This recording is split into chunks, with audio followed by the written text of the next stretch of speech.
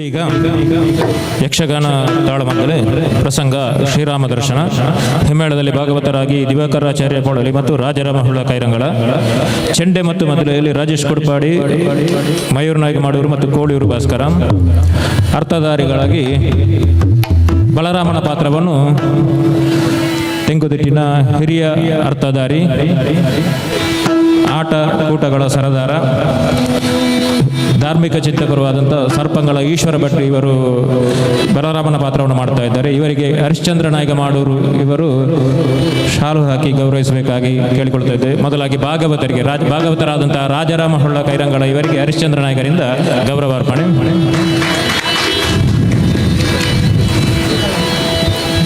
ಭಾಗವತರಾದಂಥ ದಿವಾಕರಾಚಾರ್ಯ ದಯವಿಟ್ಟು ಒಮ್ಮೆ ವೇದಿಕೆಯ ಮೇಲೆ ಬರಬೇಕಾಗಿ ವಿನಂತಿಸಿಕೊಳ್ತಾ ಇದ್ದೀನಿ. ಜೊತೆಗೆ ಕೋಳಿಯೂರು ಭಾಸ್ಕರ್ ಭಾಗವತ.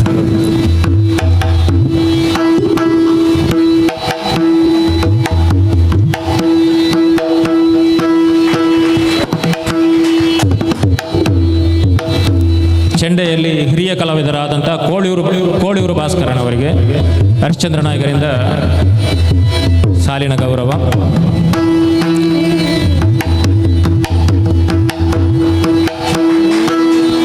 ಹರಿಶ್ಚಂದ್ರ ನಾಯಕರ ಸುಪುತ್ರರಾದಂಥ ಮಯೂರ್ ನಾಯಕರಿಗೆ ಮೊದಲೆಯಲ್ಲಿ ಮಯೂರ್ ನಾಯಕ ಮಾಡೂರು ತಂದೆಯಿಂದ ಮಗನಿಗೆ ಗೌರವ.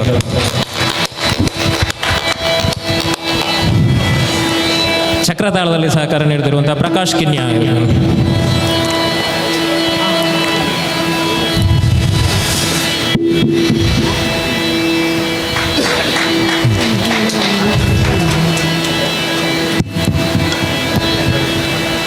ಬಲರಾಮನ ಪಾತ್ರವನ್ನು ನಿರ್ವಹಿಸಿದಂಥ ಹಿರಿಯ ಅರ್ಥಧಾರಿ ಸರ್ಪಂಗಳ ಈಶ್ವರ ಭಟ್ರವರಿಗೆ ಹರಿಶ್ಚಂದ್ರ ನಾಯಕರ ಗುರು ಹೌದು ಅವರು.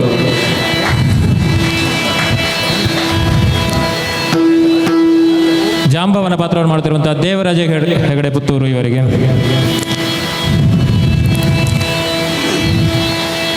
ಕೃಷ್ಣನ ಪಾತ್ರವನ್ನು ಮಾಡ್ತಿರುವಂಥ ಯಕ್ಷಗಾನ ರಂಗದ ಯುವ ಅರ್ಥಧಾರಿ, ಪ್ರಸಿದ್ಧ ಅರ್ಥಧಾರಿಗರ ಸಾಲಿನಲ್ಲಿ ಗುರುತಿಸಿಕೊಂಡಂಥ ಸದಾಶಿವ ಆಳ್ವ ತಲಪಾಡಿ ಇವರಿಗೆ.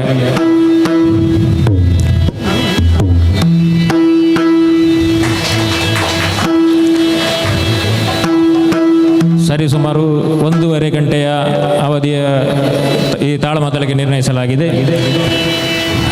ಇದೀಗ ತಾಳಮದ್ದಲೆ ಪ್ರಾರಂಭ. ಶ್ರೀರಾಮ ದರ್ಶನ.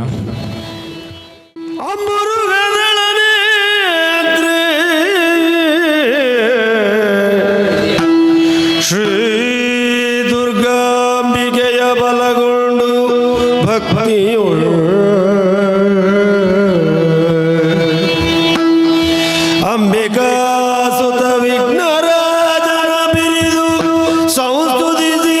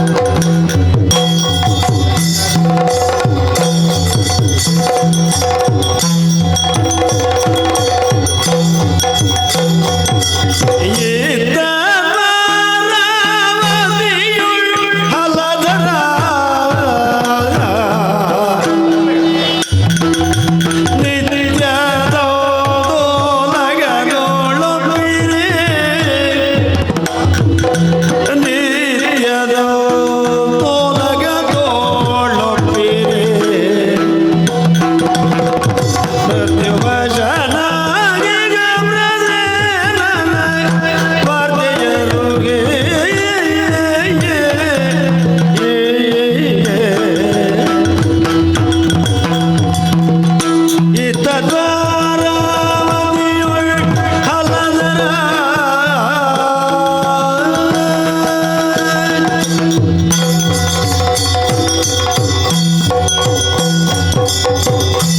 ನೀವು ಹೇಳಿದ ಹಾಗೆಯೇ ಸಮಾಧಾನದಿಂದಲೇ ತೊಡಗಿದ್ದು ನಾನು ಈ ದಿವಸದ ಒಡ್ಡೋಲಗ. ಆದರೆ ಆ ಸಮಾಧಾನ ಮತ್ತೆ ಉಳಿಲಿಲ್ಲ. ಯಾವಾಗ ನನ್ನ ಸಭೆಗೆ ನಾರದರು ಆಗಮಿಸಿ ಆ ಸುದ್ದಿಯನ್ನು ಹೇಳಿದರೋ ತಲೆ ಕಡಿದ ಹಾಗಾಗಿ ಹೋಯಿತು ನನಗೆ. ತಲೆ ಎತ್ತಿ ಬದುಕದ ಹಾಗೆಯೇ ಆಗಿ ಹೋಯಿತಲ್ಲ. ಮರ್ಯಾದೆಗೋಸ್ಕರ ಬದುಕುವುದಲ್ವೇ ನಾವೆಲ್ಲ? ಎಲ್ಲವರೂ ಮರ್ಯಾದೆಗೋಸ್ಕರವೇ ಬದುಕುವಂತಹದ್ದು. ಮರ್ಯಾದೆಯನ್ನು ಮನುಷ್ಯ ಕಳ್ಕೊಂಡ ಅಂತಾದರೆ ಅದು ಅವನಿಗೆ ಸಾವಿಗೆ ಸಮಾನವಾಗುತ್ತದೆ. ಪಟ್ಟಕ್ಕೆ ಅರ್ಹತೆಯೇ ಇಲ್ಲದೆ ಇದ್ದಂತಹ ನಾವೆಲ್ಲ ಯಾದವರು ನಮ್ಮ ನಮ್ಮ ಸಾಮರ್ಥ್ಯದ ಮೇಲೆ ಬೆಳೆದು ಯೋಗ್ಯತೆಯನ್ನು ಸಂಪಾದಿಸಿಕೊಂಡಿದ್ದೇವೆ. ಅದರಲ್ಲಿಯೂ ನಾನು ನನ್ನ ತಮ್ಮ ಬಲರಾಮ ಕೃಷ್ಣರು ಜೊತೆಗೂಡಿ ನಮ್ಮ ವರ್ಗಕ್ಕೆ ವಿಶೇಷವಾದ ಸ್ಥಾನಮಾನವನ್ನು ಲೋಕದಲ್ಲಿ ಬರುವ ಹಾಗೆ ಮಾಡಿದ್ದೇವೆ. ಕಂಸನ ದುರಾಡಳಿತವನ್ನು ಕೊನೆಗೊಳಿಸಿ ನಮ್ಮ ರಾಜಧಾನಿ ಮಥುರೆ ಅಲ್ಲಿಗೆ ಮತ್ತೆ ಉಗ್ರಸೇನನ ನಾಯಕತ್ವವನ್ನೇ ಕೊಡಿಸಿದ್ದೇವೆ. ಸುಂದರವಾಗಿಯೇ ಆಡಳಿತ ಅಲ್ಲಿ ನಡೆಯುತ್ತಾ ಉಂಟು. ಅಷ್ಟಾದ ಮೇಲೆ ನಾವಲ್ಲಿ ನಿಲ್ಲಿಲ್ಲ. ಯಾಕೆ ನಿಲ್ಲಿಲ್ಲ? ಉಗ್ರಸೇನ ಯಾವಾಗ ನಮ್ಮನ್ನು ನೋಡುವಾಗಲೂ ಕೂಡ ಸ್ವಲ್ಪ ತಲೆ ತಗ್ಗಿಸಿ ವಿನಯದಿಂದ ನೋಡುವುದು, ಮಧುರವಾಗಿಯೇ ಮಾತಾಡಿಸುವುದು. ಅಂದ್ರೆ ಮನಸ್ಸಿನಲ್ಲೊಂದು ಋಣಭಾರವು ಇರ್ತದೆಯಲ್ಲ ಅವನಿಗೆ. ರಾಜಸಭೆಯಲ್ಲಿ ಪೀಠದ ಮೇಲೆ ಕುಳಿತಾಗಲೂ ಕೂಡ ಎತ್ತರದ ಪೀಠ ಅವನದು. ಅದಕ್ಕಿಂತ ಕೆಳಗೆ ತಗ್ಗಿನ ಪೀಠಗಳಲ್ಲಿ ನಾನು ಕುಳಿತುಕೊಳ್ತೇನೆ, ನನ್ನ ತಮ್ಮನಾದಂತಹ ಕೃಷ್ಣನೂ ಕುಳಿತುಕೊಳ್ತಾನೆ. ಆದರೆ ಎತ್ತರದಲ್ಲಿ ಕುಳಿತ ಉಗ್ರಸೇನ ಅವ ಅಲ್ಲೇ ಮುದುಡಿ ಕುಳಿತುಕೊಳ್ಳುವುದು. ನಮ್ಮ ಮುಂದೆ ಕುಳಿತುಕೊಳ್ಳುವುದಕ್ಕೆ ಅವನಿಗೆ ಮುಜುಗರ ಆಗುವುದು ಅಂತ. ಅಂದ್ರೆ ಒಂದು ಮನಸ್ಸಿನಲ್ಲಿ ಒಂದು ಆದರ ಗೌರವ ಇದ್ದಾಗ ಹಾಗಾಗುತ್ತದೆಯಲ್ಲ. ಒಬ್ಬ ಊರ ಅರಸನಾದವನಿಗೆ ಹಾಗಾಯಿತು ಅಂತಾದ್ರೆ ಅದು ಕಷ್ಟ ಅಲ್ವೋ? ಹಾಗಾಗಿ ನಾವು ಆ ನಿತ್ಯ ರಾಜಸಭೆಗೆ ಹೋಗದೇ ಇರುವುದೇ ಒಳ್ಳೆಯದಲ್ವೇ? ಆದರೆ ಮಧುರೆಯಲ್ಲೇ ಇದ್ದುಕೊಂಡು ಹೋಗದಿರುವುದಕ್ಕಾಗುತ್ತದೋ? ಬಲರಾಮಕೃಷ್ಣನು ಸಭೆಗೆ ಬರಲಿಲ್ಲ ಅಂತ ಅದೂ ಒಂದು ಕೊರತೆಯೇ ಆಗ್ತದೆ. ಅದಕ್ಕೋಸ್ಕರ ಏನು ಮಾಡಿದೆವು? ರಗಳೆಯೇ ಬೇಡ, ಸ್ವಲ್ಪ ದೂರದಲ್ಲೇ ಇದ್ದು ಬಿಡೋಣ. ಅವರಿಗೆ ಮುಜುಗರ ಬೇಡಲ್ಲ. ಇಲ್ಲದಿದ್ರೆ ಪ್ರತಿ ಸಲವೂ ಆಗುವುದೇನು? ಒಳ್ಳೆ ಸಮರ್ಥರಿರ್ತಾರೆ ಅವರು ಸ್ವಯಂ. ಆದರೆ ಇಂತಹವರ ಶಿಷ್ಯ ಅಂತ ಹೇಳಿದ ಮೇಲೆ ಮತ್ತೆ ಕಾಲಿಗೆ ಎರಗದೆ ಗೊತ್ತುಂಟೋ? ಗುರುಗಳ ಕಾಲಿಗೆ ವಂದಿಸಿಕೊಳ್ಳಲಿಲ್ಲ ಅಂತ ಆಗುವುದಿಲ್ವೇ? ಹಾಗಾದ್ದರಿಂದ ಅರಸನಾದ ಅವನಿಗೆ ಅಂತಹ ಅನಿವಾರ್ಯ ಸ್ಥಿತಿ ಒದಗುವುದು ಬೇಡ ಎನ್ನುವ ಕಾರಣಕ್ಕೆ ಮಥುರೆಯನ್ನು ಬಿಟ್ಟು ಈ ಕಡೆಗೆ ಪಶ್ಚಿಮಕ್ಕೆ ಬಂದಿದ್ದೇವೆ. ಪಶ್ಚಿಮದ ಸಮುದ್ರ ತಡಿಯಿಂದಲೇ ಸ್ವಲ್ಪ ದೂರದಲ್ಲಿ ನಮಗೋಸ್ಕರವಾಗಿಯೇ ನಿರ್ಮಾಣ ಮಾಡಿಕೊಂಡಂತಹ ಊರು ದ್ವಾರಕೆಯಲ್ಲಿ ಇರುವುದು. ನಾವು ನಮ್ಮಷ್ಟಕ್ಕೆ ಇದ್ದೇವೆ, ಬಹಳ ಸುಂದರವಾಗಿ. ಆದರೆ ಏನು ಮಾಡೋಣ? ಈ ಹೊತ್ತು ನಾರದರು ಒಂದು ವಿಷಯ ಹೇಳಿದ ಮೇಲೆ ಮನಸ್ಸಿನ ಸ್ವಾಸ್ಥ್ಯ ಎಲ್ಲವೂ ಕೂಡ ಹಾಳಾಗಿ ಹೋಯಿತು. ಅದೆಲ್ಲ ಕದಡಿದ ಹಾಗೆ. ಮೇಲೆ ಒಳ್ಳೆಯ ನೀರಿರ್ತದೆ ಮಳೆಗಾಲದಲ್ಲಿ, ಕೊಳದ ತುಂಬ ಪರಿಶುದ್ಧವಾದಂತಹ ನೀರು.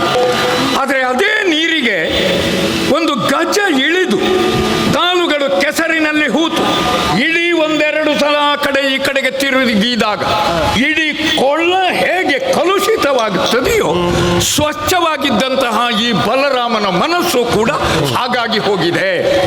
ಇಲ್ಲ, ಏನು ಮಾಡುವ? ಒಂದು ಮರ್ಯಾದೆಯಿಂದ ಬದುಕುವುದಕ್ಕಾಗುವುದಿಲ್ಲ ಅಂತಂದ್ರೆ ಅದನ್ನು ನಿಮ್ಮ ಮುಂದೆ ಹೇಳುವುದಕ್ಕೂ ನನಗೆ ನಾಚಿಕೆ ಆಗುತ್ತದೆ. ಯಾಕೆ ಹೇಳಿದ್ರೆ ಮೇಲೆ ನೋಡಿ ಉಗುಳಿದ ಹಾಗಾಗ್ತದೆ. ಮೇಲೆ ನೋಡಿ ಉಗುಳಿದ್ರೆ ಆಗುವುದೇನು? ಮತ್ತದು ಬೀಳುವುದು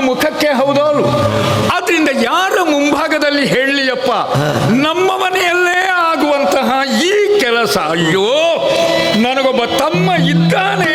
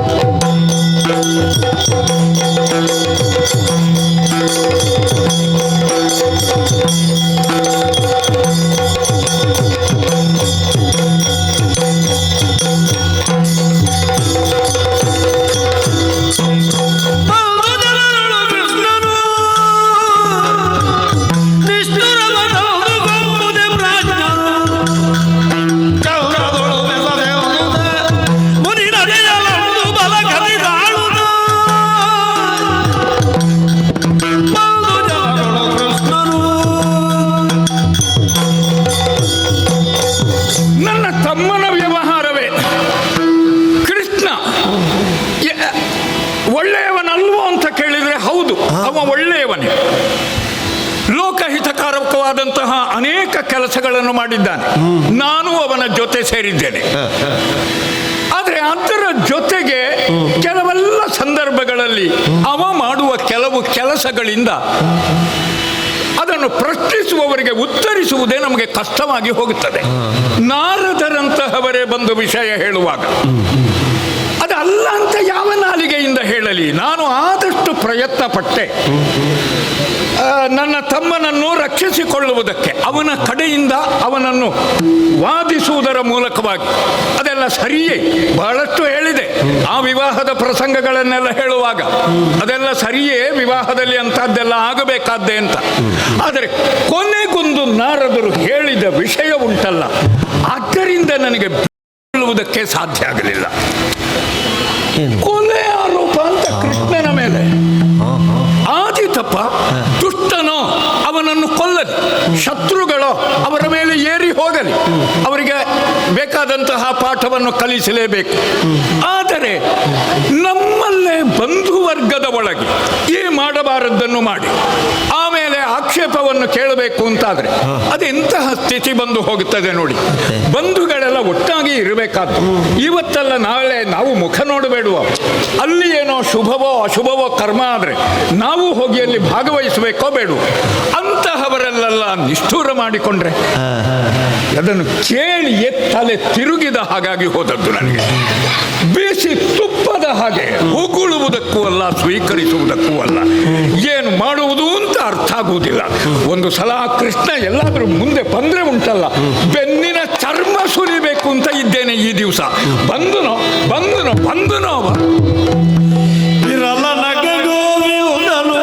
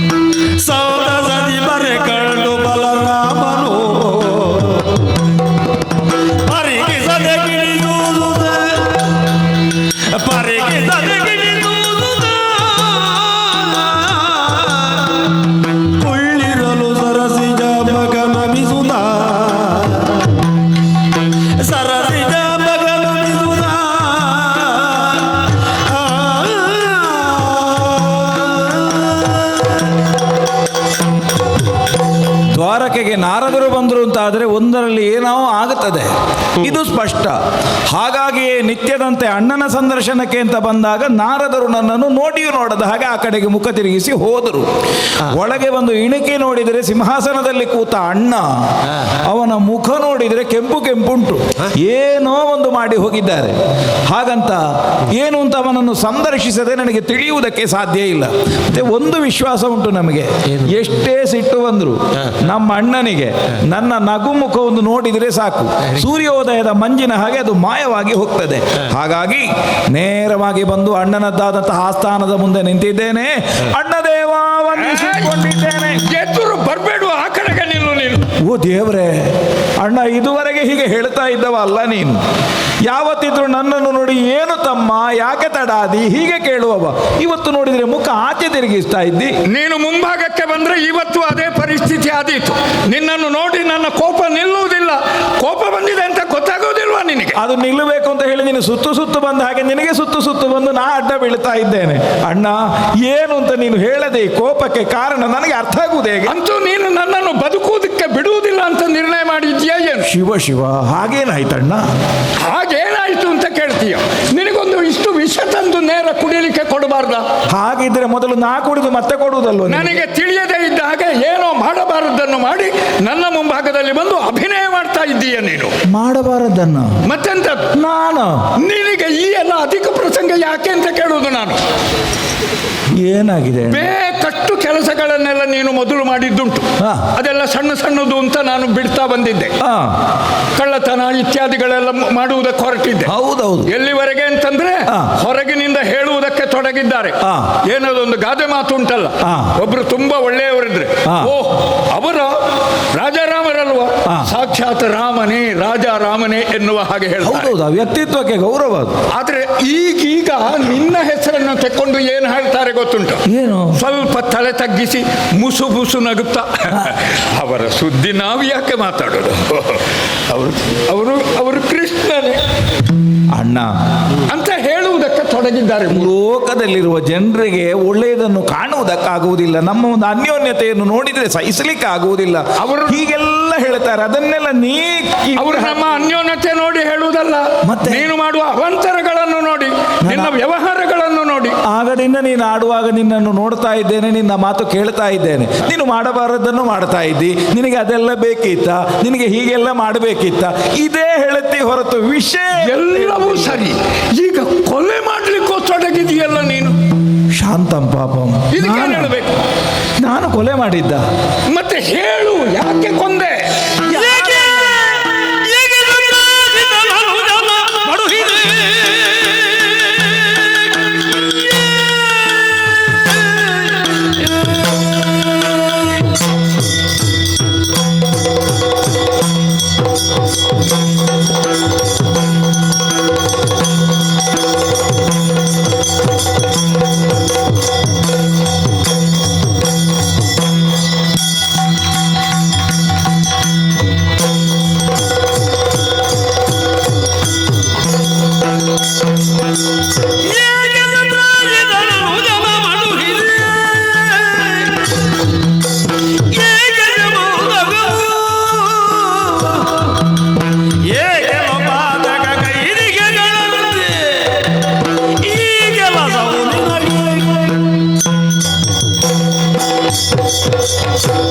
ಬಿಸಿಯಾಗಿದೆ ಕೃಷ್ಣ, ಬಿಸಿಯಾಗಿದೆ. ನಿನ್ನನ್ನು ನೋಡಿದ್ರೆ ಗೊತ್ತಾಗ್ತದೆ ಅಣ್ಣ. ಆದ್ರಿಂದ ನೀನು ನೇರ ನನಗೆ ಉತ್ತರ ಕೊಡಬೇಕು ಒಂದೇ ಮಾತಿನಲ್ಲಿ. ಏನಣ್ಣ? ನೀನು ಅವನನ್ನು ಕೊಂದದ್ದು ಯಾಕೆ ಅಂತ. ಅಲ್ಲ, ಆಗದಿಂದ ನೋಡ್ತೇನೆ. ನಿನಗೊಂದು ಹೆಸರೇ ಹೇಳಲಿಕ್ಕೆ ಏನು ಕಷ್ಟ ಆಗುವುದು? ಅದು ನಿನ್ನಲ್ಲಿ ಹೇಳಬೇಕಾಗಿಲ್ಲ. ಕೊಂದ ನಿನಗೆ ಗೊತ್ತುಂಟು ಅದು ಹೆಸರು. ಅಂತೂ ಒಬ್ಬ ಸತ್ತಿದ್ದಾನೆ ಅಂತ ಆಯ್ತು. ಮತ್ತೆ ಸಾಯದೆ ನಾನು ನಿನ್ನನ್ನು ಪ್ರಶ್ನಿಸ್ತೇನ? ಅದೇ ಈಗ ಯಾರು ಏನು ಅಂತ ಹೇಳುದು ನನಗೆ ಗೊಂದಲ ಆದದ್ರಿಂದ. ನೀನು ಯಾರನ್ನು ಕೊಂದಿದ್ದೀಯೋ ಅವನೇ ಸತ್ತವನು. ನನಗೆ ಗೊತ್ತಿರುವ ಹಾಗೆ ನನ್ನ ಅರಿವಿನಲ್ಲಿ ಅಂಥವರು ಯಾರು ಕಾಣುವುದಿಲ್ಲ ಅಣ್ಣ. ಅಬ್ಬ, ನಿನಗೆ ಕಾಣುವುದಿಲ್ಲ ಅಲ್ವೋ? ಅದೇ ನಿನ್ನ ಅಭಿನಯ, ನಿನ್ನ ನಾಟಕ ಅಂತ ಹೇಳುವುದು ನಾನು. ಯಾಕಣ್ಣ? ಕೊಂದದ್ದು ಮಾತ್ರ, ಅದರ ಜೊತೆಗೆ ಇನ್ನೊಂದು ಆರೋಪ, ಕಳ್ಳತನ. ಕೊಲೆ ಮಾಡಿ ಅವನಲ್ಲಿರುವಂತಹ ಅಮೂಲ್ಯವಾದ ವಸ್ತುವನ್ನು ದೋಚಿಕೊಳ್ಳುವುದು. ಹಾಗಾದರೆ ಇದೊಂದು ರೀತಿಯಲ್ಲಿ ದರೋಡೆ ಅಂತಲ್ಲ ಆಯಿತು. ಎರಡೆರಡು ಅಪರಾಧವನ್ನು ನೀನು ಮಾಡಿದ್ದಿ. ಅಯ್ಯೋ, ಆ ಸುದ್ದಿ ಕೇಳಿ ನಾನು ಹೇಗೆ ಪೀಠದ ಮೇಲೆ ಕುಳಿತುಕೊಳ್ಳಲಿ ಹೇಳು? ನಿನ್ನಂತಹ ಒಬ್ಬ ಅಣ್ಣ ಇರುವಾಗ, ಕುಬೇರನಿಗಿಂತ ಧನಿಕನಿರುವಾಗ ನನಗೆ ಅಂಥದ್ದೆಲ್ಲ ಬೇಕು ಅಣ್ಣ ಅಂತ ಅದು ನಾನೇ ನಿನ್ನಲ್ಲಿ ಕೇಳುವುದು. ಅಲ್ಲ, ನಿನಗೆ ಬೇಕು ಅಂತಾದ್ರೆ ಅದಕ್ಕೆ ಬೇರೆ ದಾರಿ ಇಲ್ವಾ? ಮತ್ತೆ ಯಾಕೆ ಯಾಕೆ ಅದನ್ನು ಮಾಡಿದೆ ಅಂತ ನಿನ್ನಲ್ಲಿ ಕೇಳ್ತಾ ಇರು. ಏನವ ವಧ್ಯನು? ಹಾಗಾದರೆ ಅವನನ್ನು ಕೊಲ್ಲಬೇಕು. ಈಗ ಕಂಸನನ್ನು ನೀನು ಕೊಂದೆ, ಹಾ, ಆದರೆ ಅದು ಕೊಲೆ ಅಲ್ಲ. ನಾವು ಕೊಂದದ್ದು ಅದು ಕೊಲೆ. ಇದರ ಜೊತೆಗೂ ನಾವು ನೀನು ಅದು ವಧೆ, ಇದು ಕೊಲೆ. ಕೊಲೆ ಯಾವುದೇ ಕಾರಣ ಇಲ್ಲದೆ ಅನ್ಯಾಯವಾಗಿ ಒಬ್ಬನ ಪ್ರಾಣಹರಣವನ್ನೊಬ್ಬ ಮಾಡಿದರೆ ಅದು ಕೊಲೆ ಅಂತ ಆಗ್ತದೆ. ಹೌದೌದು, ಅದನ್ನು ನೀನು ಮಾಡಿದ್ದು. ಅದರ ಜೊತೆಗೆ ನನ್ನನ್ನು ಸೇರಿಸಿಕೊಳ್ಬೇಡ. ಅಯ್ಯೋ, ಎಷ್ಟು ಒಳ್ಳೆಯವ ಇದ್ದ, ಅವನನ್ನು ಮೊನ್ನೆ ನೋಡಿದ್ದೇನಪ್ಪ ನಾನು. ನಿನಗೇನಾದರೂ ಹರಕೆ ಉಂಟಣ್ಣ, ಅವನ ಹೆಸರೇ ಹೇಳಬಾರದು ಅಂತ.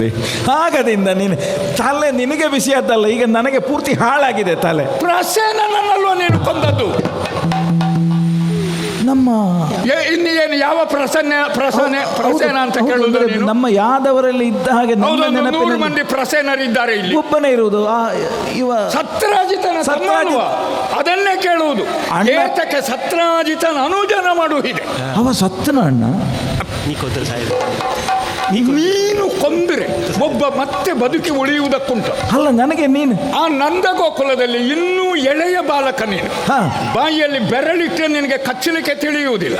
ಆದ್ರೆ ಎಷ್ಟು ಮಂದಿ ಕಚ್ಚಿ ರಕ್ತ ಹೀರಿದ್ದಿ ನೀನು? ಎಷ್ಟು ಮಂದಿಯದ್ದು? ಅದು ಬೇಡದೆಲ್ಲ ಯಾರು ಬಂದಿದ್ದಾರೋ ಅಂಥವರದ್ದು ಕಚ್ಚಿ ರಕ್ತ ಹೀರಿ ಏನೋ ಮಾಡಿದ್ದೇನೆ. ನೀನು ಒಬ್ಬನ ಮೇಲೆ ಕೈ ಇಟ್ರೆ, ಒಬ್ಬನ ಮೇಲೆ ಬಾಯಿ ಹಾಕಿದ್ರೆ ಮತ್ತೆ ಅವನ ಉಸಿರು ನಿಲ್ಲುವುದಕ್ಕುಂಟು. ಅಲ್ಲ, ಅವರನ್ನು ಸಾಯಿಸಲೇಬೇಕು ಅಂತ ಇದ್ರೆ ನಾನು ಮುಟ್ಟುವುದು ಬೇಡ. ಆಡಿದ್ರು ಸಾಕು, ಓಡಿದ್ರು ಸಾಕು, ನಗಡಿದ್ರು ಸಾಕು. ಮತ್ತೆ ಇವ ಸತ್ತನು ಅಂತ ನನ್ನಲ್ಲಿ ದೃಢೀಕರಣ ಕೇಳುವುದನ್ನು. ಇದು ವಿಷಯವೇ ಗೊತ್ತಿಲ್ಲ. ನಾನು ನಿನಗೆ ಅದಕ್ಕೆ ಮಾಹಿತಿ ಒದಗಿಸಬೇಕು ಅವನ ಸತ್ತದ್ದಕ್ಕೆ. ಅಲ್ಲ, ಈಗ ಏನಾದರೂ ಅದಕ್ಕೆ ಸಂಬಂಧಿಸಿ ಯಾವುದು ಹೇಗೆ ಅಂತ ಗೊತ್ತಾಗ್ಲಿಲ್ಲ. ಎಂಥದ್ದು ಗೊತ್ತಾಗುವುದು? ಅವನನ್ನು ಕೊಂದದ್ದು ಮಾತ್ರ ಅಲ್ಲ, ಅವನ ಕೈಯಲ್ಲೊಂದು ಮಣಿ ಇತ್ತು. ಎಲ್ಲಿ ಉಂಟಾ ಮಣಿ? ಅದನ್ನು ಅಪಹರಿಸಿ ತಂದಿದ್ದೀಯಲ್ಲ ನೀನು. ಈಗ ಮಣಿಯೂ ಇಲ್ವಾ? ಉಂಟು ಮಣಿ, ಅದು ನಿನ್ನಲ್ಲುಂಟು. ಈಗ ಇದು ಹೌದೇನು? ಆ ಮಣಿ ಸಂಪಾದನೆ ಮಾಡ್ಲಿಕ್ಕೆ ಅವ ಎಷ್ಟು ಕೆಲಸ ಮಾಡಿದ್ದಾನೆ ಗೊತ್ತುಂಟ? ಅದೀಗ ಹಾಡಾಗಿ ಕೆಲವರು ಹಾಡ್ತಾ ಇದ್ದಾರೆ. ಬಿಸಿಲಿನಲ್ಲಿ ಮೂಗನ್ನು ಮುಚ್ಚಿಕೊಂಡು ಕುಳಿತು, ಏನು ವಾಸನೆ ಬರ್ತದೆ ಅಂತ ಮೂಗು ಮುಚ್ಚಿದ್ದಲ್ಲ ಅವ. ರಾಜ ಋಷಿಯ ಸತ್ರಾಜಿತನಿಗೆ ಒದಗಿತು ಅನುಪಮ ದಿವ್ಯಮಣಿ, ತಪಸ್ಸಿಗೆ ಮೆಚ್ಚಿ ನೀಡಿದ ವರವದು ಕರುಣಾಮಯನ ದಿನಮಣಿ. ಎಲ್ಲ ಕಡೆ ಇದೆಲ್ಲ ಇತಿಹಾಸ ತಿಳ್ಕೊಂಡಿದ್ದಿ. ಹಾಗೆ ನಿನಗೆ ಒಂದು ಕ್ಷಣ ಮಾಡುವುದಕ್ಕಾದೀತು. ಒಂದು 10 ಗಾಯತ್ರಿ ಮಾಡುವ ವ್ಯವಧಾನ ನಿನಗಿಲ್ಲ. ನಮಗೆ ಪುರ್ಸೊತ್ತಿಲ್ಲ, ಅದಕ್ಕೆಲ್ಲ ನಿನಗೆ ಪುರ್ಸೊತ್ತಿಲ್ಲ. ಆದ್ರಿಂದ ಇದು ಸುಲಭ ಆಗ್ತದೆ. ವರ್ಷಗಟ್ಟಲೆ ತಪಸ್ಸು ಮಾಡಿ ಒಬ್ಬ ಸಂಪಾದಿಸಿ ಇಟ್ಟುಕೊಂಡಿದ್ರೆ ಒಂದು ಕ್ಷಣದಲ್ಲಿ ಅಪಹರಿಸಲಿಕ್ಕೆ ನಿನಗೆ ಸುಲಭ. ಏತಕ್ಕೆ ಸಮಂತಕವು ನಿನಗೆ? ಅಥವಾ ಬೇಕು ಅಂತಾದರೆ ನಿನ್ನ ಬದಲಿಗೆ ನಾನು ಉಪಾಸನೆ ಮಾಡಿ ತಂದು ಕೊಡ್ತಾ ಇದ್ದೀನಲ್ಲ. ನಿನಗೋಸ್ಕರ ಮನೆಯಲ್ಲಿ ದೇವರ ಪೂಜೆ ಎಲ್ಲ ಮಾಡುವುದು ನಾನೇ. ನೀನು ಮಾಡ್ಲಿಕ್ಕೆ ಉಂಟ? ನಿನಗೆ ತೀರ್ಥ ಪ್ರಸಾದ ತಕೊಳ್ಳಿಕ್ಕೂ ಬರ್ಲಿಕ್ಕೆ ನಿನಗೆ ಅವಕಾಶ ಆಗುವುದಿಲ್ಲ. ಅದು ನೀನು ಮುಗಿಸಿದ ಕೂಡಲೇ ಬಂದು ತಕೊಳ್ಳೋದು ಮತ್ತೆ ಹೊರಡುವುದೇ. ನನ್ನ ತಮ್ಮನಿಗೆ ಬೇಕಾಗಿ ಸತ್ರಾಜಿತ ಏನು ಮಾಡಿದ್ರು ನಾನು ಆ ತಪಸ್ಸನ್ನು ಮಾಡಬಲ್ಲೆ. ನನ್ನಲ್ಲಿ ಹೇಳಬಹುದಿತ್ತಲ್ಲ ಮಹಾರಾಯ, ನೀನು ಅಪಹರಿಸುವುದಕ್ಕೆ ಯಾಕೆ ಹೋದದ್ದು? ಹೇಗೆ ಮುಖ ತೋರಿಸುವುದು ಬಂಧುಗಳ ಮುಂಭಾಗದಲ್ಲಿ? ಅಯ್ಯೋ, ಮತ್ತೆ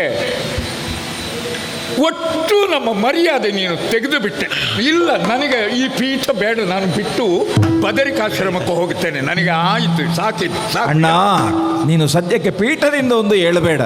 ನೀನು ಆಡುವ ಮಾತು ಕೇಳುವಾಗ ನನಗೆ ಏನನ್ನಿಸ್ತಾ ಇದೆ ಗೊತ್ತೋ? ಏನನ್ನಿಸ್ತಾ ಉಂಟು? ಅವ ನನಗೆ ಅರಿಯೇ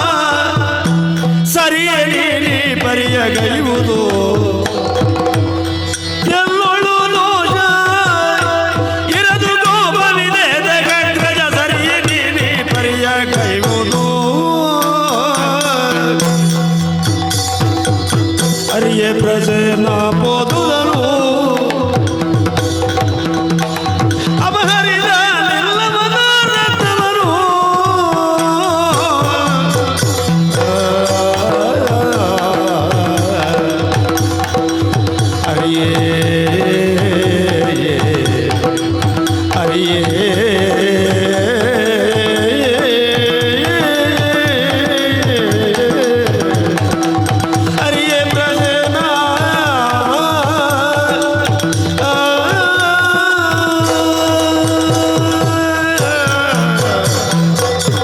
ಅಣ್ಣದೇವ, ಏನು ನೀನಾಡುತ್ತಿರುವಂತಹ ಮಾತುಗಳನ್ನು ಕೇಳುವಾಗ ಆ.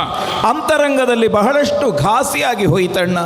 ಹಾ ಹಾ ಯಾದವರಲ್ಲಿ ಕೂಡು ಕುಟುಂಬದ ಒಂದು ವ್ಯವಸ್ಥೆ ಏನುಂಟು, ಇದನ್ನು ಉತ್ತುಂಗಕ್ಕೆ ಏರಿಸುವಲ್ಲಿ ನಿನ್ನ ಕೊಡುಗೆ ಬಹಳ ದೊಡ್ಡದ್ದು.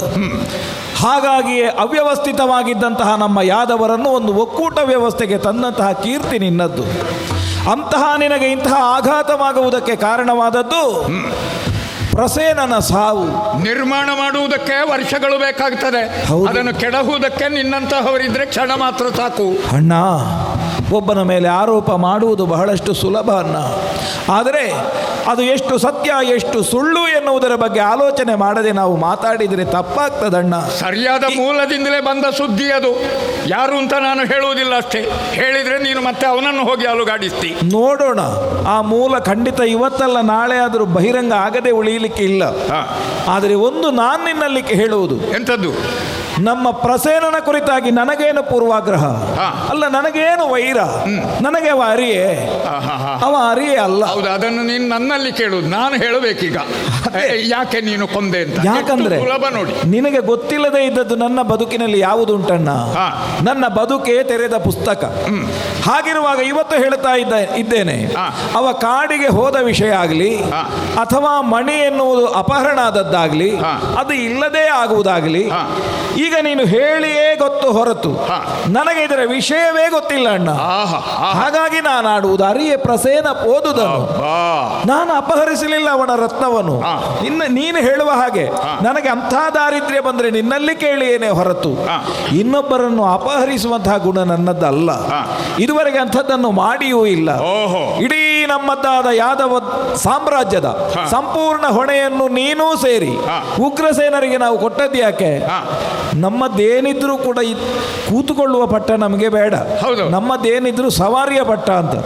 ಆ ಮಟ್ಟಕ್ಕೆ ಈಗ ದ್ವಾರಕೆಯಲ್ಲಿಯೂ ಹಾಗೆ ಕೂತ ಪಟ್ಟ ನಿನಗೆ, ಸವಾರಿಯ ಪಟ್ಟ ಅಂತ ನಾ ಸ್ವೀಕರಿಸಿ. ಅದೇ ಮೋಸ ಆದದ್ದಲ್ಲಿ ಏನು ನಿನ್ನನ್ನು ಹಾಗೆ ತಿರುಗುವುದಕ್ಕೆ ಬಿಟ್ಟದ್ರಿಂದಲೇ ಇಷ್ಟೆಲ್ಲ ಆಗ್ತಾ ಇರುವ. ಯಾಕೆ ಹಾಗೆ? ನಿನಗೆ ಎಲ್ಲವನ್ನು ಮಾಡುವುದಕ್ಕೆ ಸಾಧ್ಯವಾಗದೇ ಇದ್ರು ಲೋಕದ ಕುರಿತಾಗಿ ವಿಷಯ ಸಂಗ್ರಹಿಸಿ ಅದಕ್ಕೆ ತಕ್ಕುದನ್ನು ಮಾಡುವುದಕ್ಕೆ ನಿನಗೆ ತಿಳಿಸದೆ ನಾನು ಮಾಡಿದ್ದೇ ಇಲ್ಲ. ಅದಕ್ಕಾಗಿ ಆ ಉದ್ಯೋಗದಲ್ಲಿ ನಿಯತಗೊಂಡ ಒಬ್ಬ ಸಾಮಾನ್ಯರಲ್ಲಿ ಸಾಮಾನ್ಯನಿನ ಸೇವಕ ನಾನು. ಯಾಕಣ್ಣ ನನ್ನ ಮೇಲೆ ಇಂತಹ ಆರೋಪ? ನೀನು ದೊಡ್ಡ ಹರಿಶ್ಚಂದ್ರ. ಹರಿಶ್ಚಂದ್ರ ಮಾತ್ರ ಅಲ್ಲ, ಹರಿಶ್ಚಂದ್ರ ನೀನು ಅಂತ ತಿಳ್ಕೊಂಡಿದ್ದಿ. ನಾನು ನೋಡ್ಲಿಲ್ವೋ ತಾಯಿಯ ಮುಂಭಾಗದಲ್ಲಿ ಒಳಗಿನಿಂದ ಬೆಣ್ಣೆಯ ಗಡಿಗೆ ಒಡೆದು ಬಂದ ಮೇಲೆ ಹೌದೌದು ನಾನು ಬೆಣ್ಣೆ ನೋಡ್ಲೇ ಇಲ್ಲ ಅಮ್ಮ ಅಂತ ಹೇಳುವಾಗ ಇಲ್ಲಿ ಒಂದು ಬಿಳಿ ತುಂಡು ಇರ್ತದೆ ಅದಾದ್ರೂ ಹೇಳ್ತಾ ಇದ್ದಿ ನೀನು ನಾನು ಬೆಣ್ಣೆ ಕದಿಲೇ ಇಲ್ಲಮ್ಮ ಅಂತ. ಎಷ್ಟೋ ಬಾರಿ ನನ್ನನ್ನು ಓಡಿಸಿಕೊಂಡು ಬರುವಾಗ ನೀನು ಸ್ವಲ್ಪ ತೆಗೆದು ಹೀಗೆ ನಿನ್ನ ಬಾಯಿಗೆ ಹಾಕಿದ್ದು ನನಗೆ ಪೆಟ್ಟು ಬೀಳಬಾರದು. ತಾಯಿಯ ಮುಂಭಾಗದಲ್ಲಿ ನೀನು ಸಿಕ್ಕಿ ಬೀಳುವುದು ಬೇಡ ಅಂತ. ಅಂತಹ ಹರಿಶ್ಚಂದ್ರ ನನಗೆ ಪೆಟ್ಟು ಬಿದ್ದಾಗ ಬೆನ್ನು ಕೊಟ್ಟ ಅಣ್ಣ ಇವತ್ತು ಹೀಗೆ ಹೇಳುವುದು ನಾನು ಈಗ ಅಮ್ಮ ನಂಬಿದಳು ಅಂತ. ನಾನು ನಿನ್ನ ಈ ಬಣ್ಣದ ಮಾತನ್ನೆಲ್ಲ ನಂಬುವುದಿಲ್ಲ ನಾನು ಇದನ್ನೆಲ್ಲ. ಅಂದ್ರೆ ನಂಬದೇ ಇರುವುದಕ್ಕೆ ಕಾರಣ ನಾನೇ ಮಾಡಿದ್ದು ಅಂತ ಸುಳ್ಳು ಹೇಳ್ತಾ ಇದ್ದೀನಿ. ನಿನಗೇನಾದ್ರೂ ಇದರ ಬಗ್ಗೆ ಸುಳ್ಳು ಉಂಟ? ನಾನು ಅಲ್ಲಿ ಹೋಗಿದ್ದೇನೆ ಹೀಗೆ ಮಾಡಿ. ಅದಕ್ಕೆ ಸರಿಯಾದ ಸಾಕ್ಷ್ಯ ಸಿಕ್ಕಿದೆ. ನೀನು ಕೇಳಿದ್ದೆ ಅದಕ್ಕೆ ಸಾಕ್ಷ್ಯ. ನೀನು ಹೋಗಿ ಕೇಳಿದ್ದೀಯಂತೆ. ಕೇಳಿದ್ದೀಯೋ ಇಲ್ವೋ? ಈಗ ಆ ವಿಷಯ ಸಂಬಂಧವಾಗಿ ನೀನು ಆಡುವುದು ಬಹುಶಃ ಹೇಳಿದವರು ಈ ವಿಷಯವನ್ನು ಸೇರಿಸಿ ಹೇಳಿರಬೇಕು. ಅದು ಹೌದಣ್ಣ. ಅದು ಯಾರು ಅಂತ ನಾನು ಹೇಳುವುದಿಲ್ಲ. ಹೌದಾ? ಹೇಳಿದ ಜನ ಎಲ್ಲಿ ಅವರು? ಇಲ್ಲಿ ಅವರಲ್ಲ ಮೇಲಿನವರು. ಅಕ್ಕೋ ಅವ ಗೊತ್ತಿ ನೋಡು ಹೇಳು. ನಾನು ಯಾಕೆ ನಾರದರು ಅಂತ ಹೇಳಿ ಇವನ ಮುಂಭಾಗದಲ್ಲಿ ಕೈ ಕೊಟ್ಟು ಕಟ್ಟಿಸಿಕೊಳ್ಬೇಕು? ನೋಡು, ನಾನು ಆಗಲೇ ಹೇಳಿದೆ ಇವತ್ತಲ್ಲ ನಾಳೆ ಸತ್ಯ ನಿನ್ನ ಒಂದು ಮನಸ್ಸಿನಲ್ಲಿ ಉಳಿಯುವ ವಿಷಯ ಉಂಟು. ಅವರು ಹೋಗುವಾಗಲೇ ನಾನು ನೋಡಿದ್ದೇನೆ. ನೀ ಹೇಳುವುದಕ್ಕಿಂತ ಮೊದಲು 100ಕ್ಕೆ 90 ಅವರೇ ಅಂತ ನನಗೂ ಗೊತ್ತಿತ್ತು. ಈಗ ಅವರೇ ಹೇಳಿದ ಮೇಲೆ ಇನ್ನು ಬೇರೆ ಸಾಕ್ಷ್ಯ ಬೇಕೋ? ಬೇಡ, ವಿಷಯ ಗೊತ್ತಾಯಿತು. ನಾನು ಕೇಳಿದ್ದು ಹೌದು ಹೌದು ಹೌದು. ನಾನು ಸತ್ರಾಜಿತನಲ್ಲಿ ಹೋಗಿ ಆ ಮಣಿಯನ್ನೊಂದು ಬಾರಿ ಕೇಳಿದ್ದುಂಟು. ಈಗ ಅಲ್ಲ, ತುಂಬ ಸಮಯದ ಹಿಂದೆ ಅದು. ಆದರೆ ಕೇಳುವುದಕ್ಕೆ ಒಂದು ಬಲವಾದ ಕಾರಣವೂ ಇತ್ತಣ್ಣ. ಯಾದವರಲ್ಲಿ ನಾವು ಉಗ್ರಸೇನರನ್ನು ಒಂದು ಮಹಾಪೀಠದಲ್ಲಿ ಕುಳ್ಳಿರಿಸಿದ ಮೇಲೆ ಅತ್ಯಂತ ನಮ್ಮ ಸಂಪದ್ಭರಿತವಾದ ವ್ಯವಸ್ಥೆಗೆ ಕಾರಣವಾಗುವುದು ಏನಾದರೂ ಇದ್ದರೆ ಅದರ ಒಂದು ಕೊಡುಗೆ ನಮಗೂ ಎಲ್ರಿಗೂ ಸಲ್ಲಲಿ ಎನ್ನುವ ಉದ್ದೇಶದಿಂದಾಗಿ ಆ ಮಣಿಯ ಬಗ್ಗೆ ನಾನು ಕೇಳಿದ್ದೇನೆ. ಅದೆಲ್ಲಿ ಉಂಟು ಅಲ್ಲಿ ಕ್ಷಾಮಡಾಮರಾದಿಗಳಿರುವುದಿಲ್ಲ. ದಿನವೊಂದಕ್ಕೆ 8 ಬಾರ ಹೊನ್ನನ್ನು ಕಕ್ಕುವಂತಹ ವಿಶೇಷತೆ ಇರುವಂತಹದ್ದು.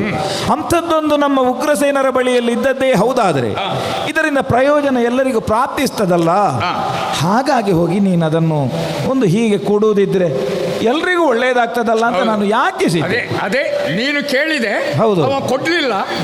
ಕೃಷ್ಣ ಒಂದು ವಸ್ತುವನ್ನು ಆಸೆ ಪಟ್ಟ ಅಂತ ಆದ ಮೇಲೆ ಅದನ್ನು ಮತ್ತೆ ಸ್ವಾಧೀನ ಪಡಿಸಿಕೊಳ್ಳದೆ ಇರುವುದಕ್ಕುಂಟೆ? ಇಲ್ಲ, ಯಾವ ಮಾತನ್ನೂ ನಾನು ನಂಬುವುದಿಲ್ಲ. ಹಾಗೆ ಹೇಳುವಾಗ ನಾ ಹೇಳಿದೆ, ಆಯ್ತಪ್ಪ ಹಾಗಾದ್ರೆ ಇರ್ಲಿಯಪ್ಪ, ನಿನ್ನಲ್ಲಿ ಈಗ ಕೇಳಿದ್ದೇನೆ. ಅದಕ್ಕೆಲ್ಲ ಗುಡಿ ಕಟ್ಟಿ ಪೂಜೆ ಎಲ್ಲ ಮಾಡ್ತಿದ್ದಂತೆ. ಮತ್ತೆ ನಾನು ಸತ್ಯಕ್ಕೂ ಅದರ ಹತ್ತಿರಕ್ಕೆ ಹೋಗ್ಲಿಲ್ಲ. ನನಗೆ ಮತ್ತೆ ಎಂತದ್ದೂ ಗೊತ್ತಿಲ್ಲ ಅಣ್ಣ. ಅದಲ್ಲೇ ಗೊತ್ತಾಗ್ತದೆ. ಆ ಸುಳ್ಳು ಹೇಳುವವರೇ ಹೇಳುವುದು. ಸತ್ಯಕ್ಕೂ ನಾನು ಅದನ್ನು ಮಾಡಲಿಲ್ಲ ಅಂತಲೇ. ಅಂದ್ರೆ ಸುಳ್ಳು ಅಂತ ಅವನಿಗೆ ಗೊತ್ತುಂಟಲ್ಲ, ನಂಬಿಸಬೇಕಲ್ಲ ಅಣ್ಣ.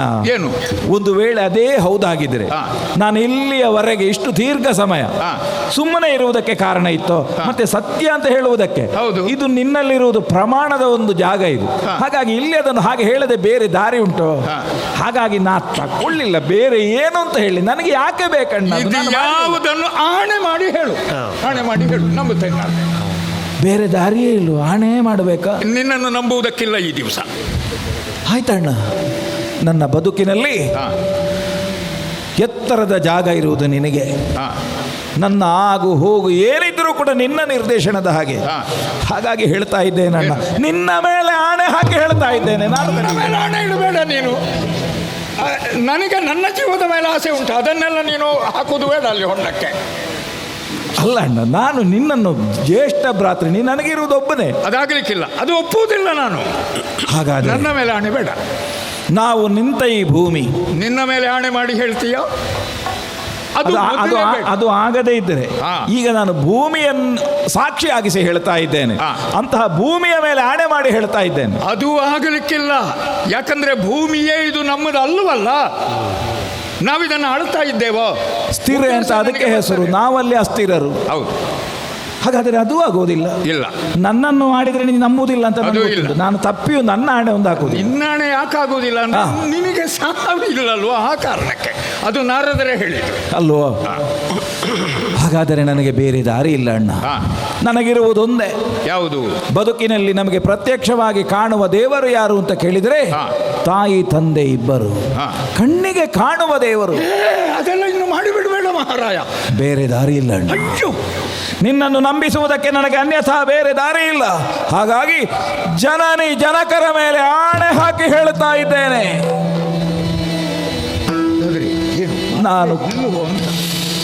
ನಾನು ಕದೀಲಿಲ್ಲ. ಇಲ್ಲದಿದ್ರೆ ತಂದೆ ತಾಯಿಯ ಹೆಸರು ಬರಲಿಕ್ಕಿಲ್ಲ. ನಾನು ಅಪಹರಿಸಲಿಲ್ಲ. ಖಂಡಿತ ವಂಚನೆ ಇಲ್ವಾ? ತಂದೆ ತಾಯಿ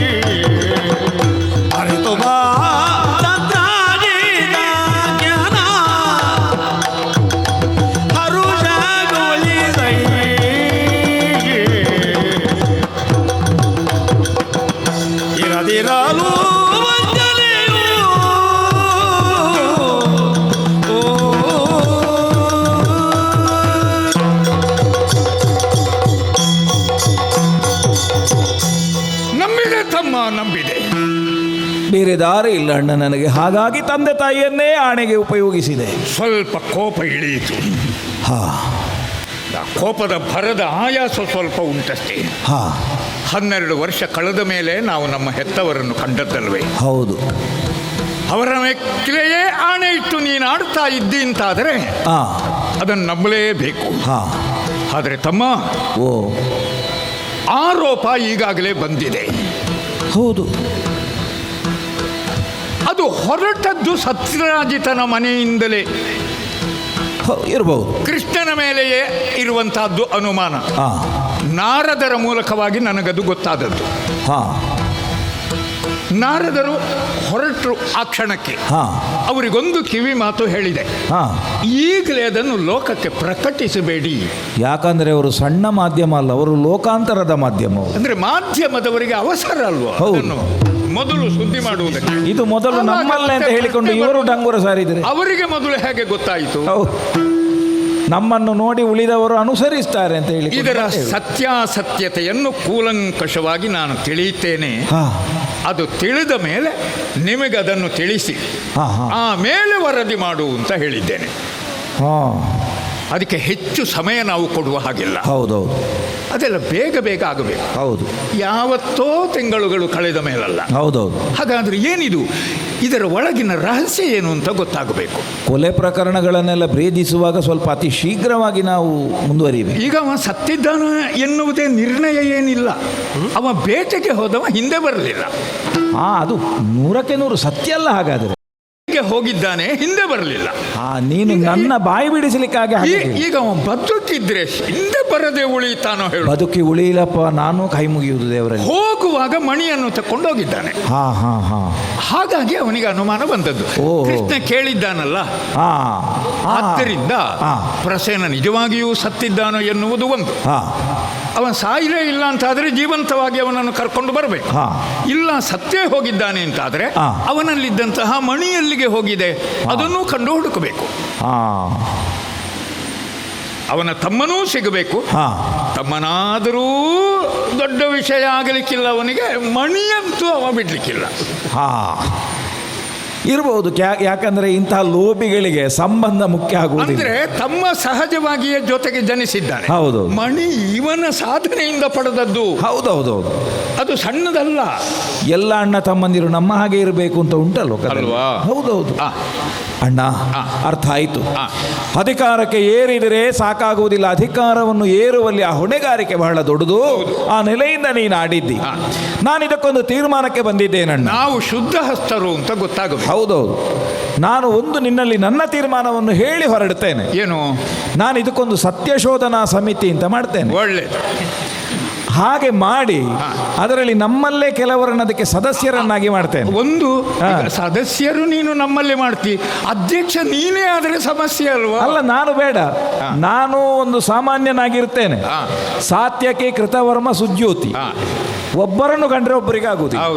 ಸಮಿತಿಗೆ ಹಾಕುವಾಗ ಅಂಥವರನ್ನು ಹಾಕಬೇಕು. ಆಗ ನಿಜವಾಗಿ ಸತ್ಯ ಶೋಧನೆ ಆಗ್ತದೆ. ಯಾಕೆಂದ್ರೆ ಅವ ತಪ್ಪು ಹೇಳಿದರೆ ಇವ ಅದನ್ನು ಆಕ್ಷೇಪ ಮಾಡ್ತಾನೆ. ಹಾಗಾಗಿ ನೀನು ಹೇಳಿದ ಹಾಗೆ ಅತಿ ಶೀಘ್ರವಾಗಿ ಏನಾಗಿದ್ದಾನೆ ಎನ್ನುವುದನ್ನು ತಿಳಿದು ಮಣಿ ಏನಾಯಿತು ಎನ್ನುವುದನ್ನು ನಾನು ಅತಿ ಶೀಘ್ರವಾಗಿ ವರದಿ ಒಪ್ಪಿಸ್ತೇನೆ. ಅಲ್ಲಿಯವರೆಗೆ ನಿನ್ನಲ್ಲಿ ಒಂದು ವಿನಂತಿ, ನಿನ್ನ ನೇರ ವ್ಯವಹಾರ, ನಮ್ಮ ರಾಜಕೀಯದಲ್ಲಿ ಕೆಲವು ಭಾಷೆ ಉಂಟು, ಅದನ್ನು ಸ್ವಲ್ಪ ನೀನು ಬಳಸಬೇಕು. ಒಂದು ಸಮಿತಿ ರಚನೆ ಮಾಡಿದ್ದೇವೆ, ಅತಿ ಶೀಘ್ರವಾಗಿ ಅದರ ವರದಿ ಬರ್ತದೆ. ಅಲ್ಲಿಯವರೆಗೆ ನೀವು ಸ್ವಲ್ಪ ಹೀಗೆ ಹೇಳು, ನೀನು ಬದರಿಕ ಆಶ್ರಮಕ್ಕೊಂದು ಹೋಗಬೇಡ. ನಮಗೆ ಮಾಹಿತಿ ಬರಲಿಲ್ಲ ಅಂತ. ಹೌದು, ಅಷ್ಟೊಂದು ಮಾಡೋಣ. ನಾನು ಮುಂದುವರಿತೇನೆ. ನಿನಗೆ ಯಶಸ್ಸು ಸಿಗಲಿ ಅಂತ ಹಾರೈಸ್ತೇನೆ. ನಿನ್ನ ಅಣ್ಣ ಅಲ್ವಾ ನಾನು? ಪ್ರೀತಿಯಿಂದ ನಿನಗೆ ವಂದಿಸಿದ್ದೇನೆ.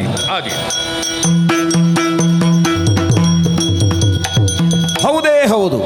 ಅಣ್ಣನಿಂದ ಆಜ್ಞಪ್ತನಾಗಿ ಹೊರಟಂತಹ ನಾನು ಪ್ರಸೇನ ಹೇಗೆ ಹೋಗಿದ್ದಾನೆ ಎನ್ನುವುದನ್ನು ಕೇಳಿದಾಗ ನನಗೆ ತಿಳಿದಂತಹ ವಿಚಾರ, ಅವ ಕುದುರೆಯನ್ನೇರಿ ಹೊರಟಿದ್ದಾನೆ.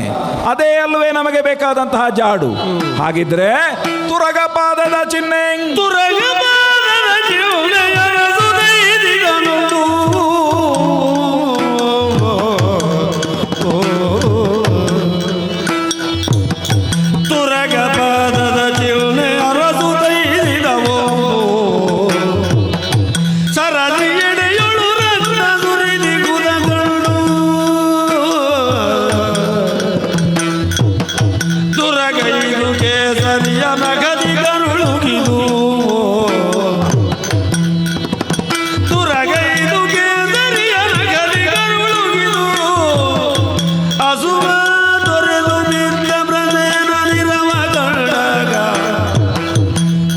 ಎನ್ನುತ್ತಿದ್ದ ಪ್ರಸೇನ ನಿರವ ಕಂಡಾಗ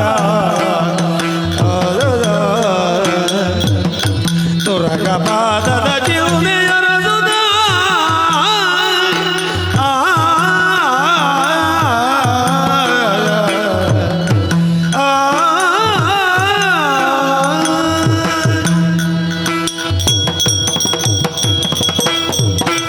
ಅರವತ್ನಾಲ್ಕು ವಿದ್ಯೆಗಳನ್ನು ಬಲ್ಲಂತಹ ನನಗೆ ಜಾಡನ್ನರಸುವಂತಹ ಒಂದು ಕೆಲಸ ಅದು ಸುಲಭ ಸಾಧ್ಯವೇ ಆಗಿದೆ. ಹಾಗಾದದ್ದರಿಂದಲೇ ಪ್ರಸೇನ ಏರಿ ಹೊರಟಂತಹ ತುರಗದ ಪಾದವನ್ನೇ ಅನುಸರಿಸಿ ವಿಂಧ್ಯಾದ್ರಿಯ ವಿಶೇಷವಾದಂತಹ ಒಂದು ದಟ್ಟಾರಣ್ಯವನ್ನು ನಾ ಸೇರಿದವ. ಆದರೆ ಒಂದು ಜಾಗಕ್ಕೆ ಬಂದು ನಿಂತಾಗ ನಮಗೆಲ್ಲರಿಗೂ ಒಂದು ಆಶ್ಚರ್ಯವೇ ಕಾದಿದೆಯಲ್ಲ. ಈ ಜಾಗದಲ್ಲಿ ತುರಗವು ಸತ್ತು ಬಿದ್ದಂತಹ ದೃಶ್ಯ ಮಾತ್ರವಲ್ಲ, ಇಲ್ಲಿ ಒಂದು ಹೋರಾಟದ ದೃಶ್ಯ. ಯಾರಿಂದ ಈ ತುರಗ ಅದು ಸತ್ತು ಹೋಯಿತು ಎನ್ನುವ ಹಾಗೆ ನೋಡಿದರೆ ಸ್ವಲ್ಪ ದೂರದಲ್ಲಿಯೇ ಪ್ರಸೇನನ ಶವವೂ ಕಾಣಿಸ್ತಾ ಇದೆ. ಹಾಗಾದರೆ ಪ್ರಸೇನ ಮರಣ ಹೊಂದಿದ್ದಾನೆ ಎನ್ನುವುದು ಸ್ಪಷ್ಟವಾಯಿತು. ಯಾರು ಇಂತಹ ಆಕ್ರಮಣವನ್ನು ಮಾಡಿ ಕೊಲೆ ಮಾಡಿದವರು ಎನ್ನುವ ಹಾಗೆ ನೋಡಿದರೆ ಇಲ್ಲಿರುವಂತಹ ಎಲ್ಲ ಕುರುಹುಗಳನ್ನು ನಾವು ನೋಡಿದಾಗ ಮಣಿಯೂ ಕಾಣಿಸದೇ ಇರುವಂತಹ ಈ ಸ್ಥಿತಿಯಲ್ಲಿ ಈ ತುರಗವನ್ನು ಈ ಒಂದು ಪ್ರಸೇನನನ್ನು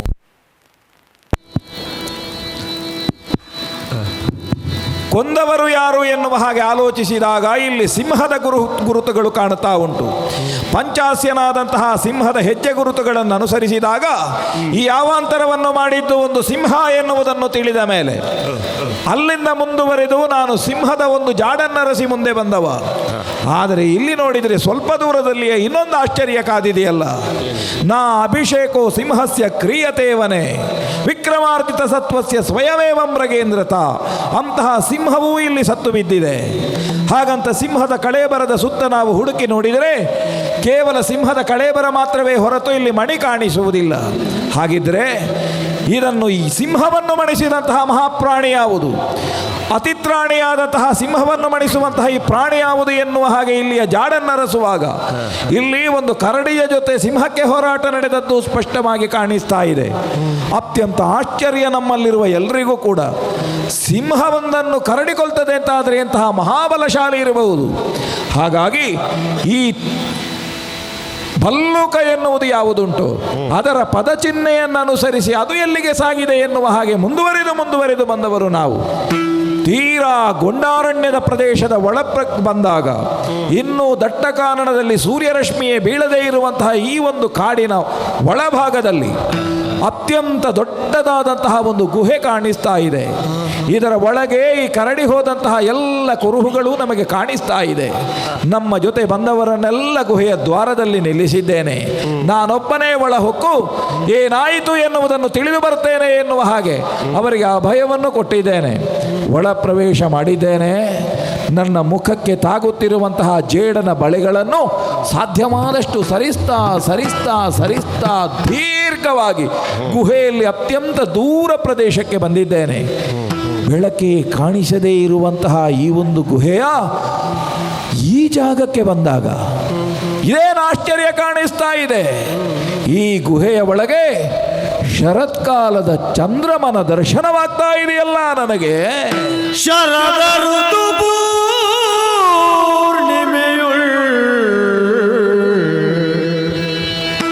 ಉದಯ ಗಾಂಧಿ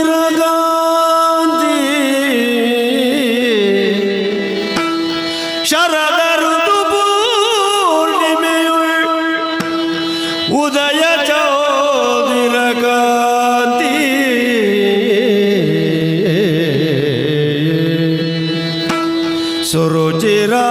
ಸುರುಚಿರಾನನದಿಂದ ಶೋಭಿಸುತ್ತ ವಿಭಾದಿಯು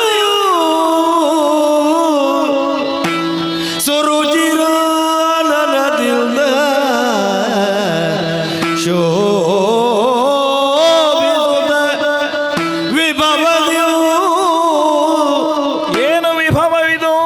ತರುಣಿಯೋರ್ವಳೆ ಕುಳಿತು ಕರುಣಿವೋರ್ವಳೆ ಕುಳಿತು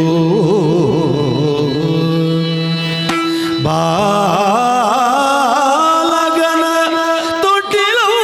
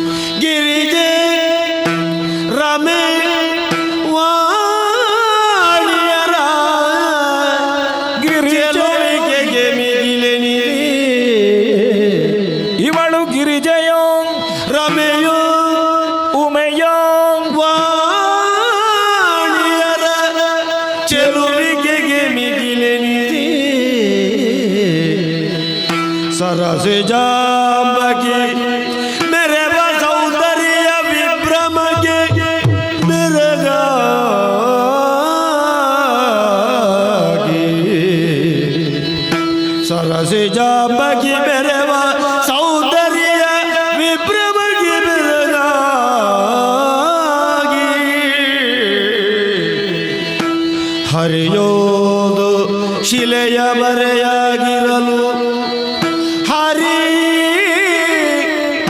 ಹರಿ ಮರೆಯಾಗಬೇಕೀಗ.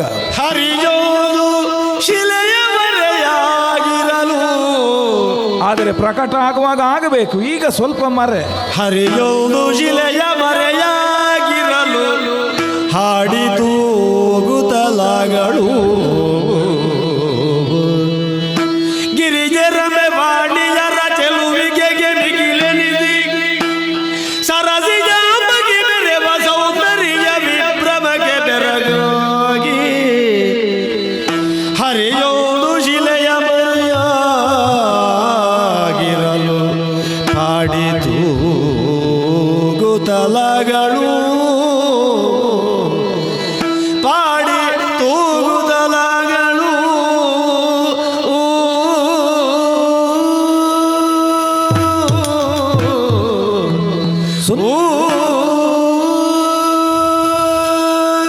ಸುಂದರವಾಗಿ ಕಟ್ಟಿದಂತಹ ಒಂದು ತೊಟ್ಟಿಲು, ಆ ತೊಟ್ಟಿಲ ಬಳ್ಳಿಯಲ್ಲಿ ಮಿನುಗುತ್ತಿರುವಂತಹ ಒಂದು ಮಣಿ. ಶರತ್ಕಾಲದ ಪೂರ್ಣಚಂದ್ರಮನು ತನ್ನ ಚಂದ್ರಿಕೆಯನ್ನು ಬೀರಿದಾಗ ಎಂತಹ ಸೊಬಗೊಂದನ್ನು ಕಾಣುವುದಕ್ಕೆ ಸಾಧ್ಯವೋ ಅಂತಹ ಸೊಬಗನ್ನು ಬೀಸುತ್ತಿರುವಂತಹ ಈ ಒಂದು ದೃಶ್ಯ ಗುಹೆಯ ಒಳಗೆ ಕಾಣಿಸ್ತಾ ಇದೆ. ಆ ತೊಟ್ಟಿಲನ್ನು ತೂಗುತ್ತಿರುವಂತಹ ಒಂದು ಬಾಲಿಕೆ ಆ ತೊಟ್ಟಿಲಲ್ಲಿರುವಂತಹ ಸಣ್ಣ ಮಗುವನ್ನು ತೂಗುತ್ತಾ ಇದ್ದಾಳೆ. ಈ ಮಣಿಯ ಪ್ರಕಾಶದಲ್ಲಿ ಆ ಬಾಲಿಕೆಯದ್ದಾದ ದೇಹ ಸೌಂದರ್ಯವನ್ನು ನಾನು ಕಾಣುತ್ತಾ ಇದ್ದೇನೆ. ತಿಳುಮೈಯ ಚೆಲುವೆನ್ನು ನಡುವರೆಯದಂಗನೆ ಸುಲಿಪಲ್ಲ ಸತಿ ಪಕ್ವ ಬಿಂಬಾಧರೆ ತೆಳುವ ಪೊಡೆ ಚಕಿತ ಹರಿಣದ ತೆರೆದ ಕಣ್ಣಿನವಳು ಕುಳಿಯ ಗಂಭೀರ ನಾಭಿಯ ಸುಂದರಿ ತಾನಿರುವಳಲ್ಲಿ ಯುವತಿಯರ ಸೃಷ್ಟಿಪುದರಳಿ ಬೊಮ್ಮನಾದಿಯೊಳೆ ಸಗಿದವಳು. ಅಂತಹ ರೂಪಲಾವಣ್ಯವನ್ನು ಹೊಂದಿರುವಂತಹ ಇವಳು ಉಮೆಯೋ ರಮೆಯೋ ವಾಣಿಯೋ ಒಂದೂ ಅರ್ಥ ಆಗುವುದಿಲ್ಲ. ಹಾಗೆಂದು ಬಂದ ಜಾಗ ನಾನು ಅರಸಿಕೊಂಡು ಬಂದದ್ದು ಒಂದು ಕರಡಿಯ ಆವಾಸ ತಾಣ ಅಂತ. ಹಾಗಿದ್ದರೆ ಯಾವುದು ಏನು ಎನ್ನುವುದನ್ನು ತಿಳಿಯಬೇಕಿದ್ರೆ ನನಗೇನು ಕುರುಹು? ಒಂದು ದಾರಿ ಕಾಣಿಸ್ತಾ ಇದೆ. ಅವಳು ತೂಗುತ್ತಿರುವಂತಹ ಭರದಲ್ಲಿ ಸುಂದರವಾದ ಹಾಡೊಂದನ್ನು ಹಾಡುತ್ತಾ ಇದ್ದಾಳೆ. ಆ ಜೋಗುಳದ ಹಾಡಿಗೆ ನಾ ಕಿವಿ ಕೊಟ್ಟರೆ ಈ ಶಿಲೆಯ ಮರೆಯಲ್ಲಿ ನಿಂತು ನನಗೆ ಈ ಗುಹೆ ಯಾರದ್ದು ಅಂತ ಗೊತ್ತಾದೀತು. ಕಿವಿ ಕೊಡ್ತೇನೆ. ಜೋ ಜೋ ಜೋ ಜೋ ಜೋ ಕುಮಾರ ಜೋ ಜೋ ಧೀರ ಸಿಂಗಾರ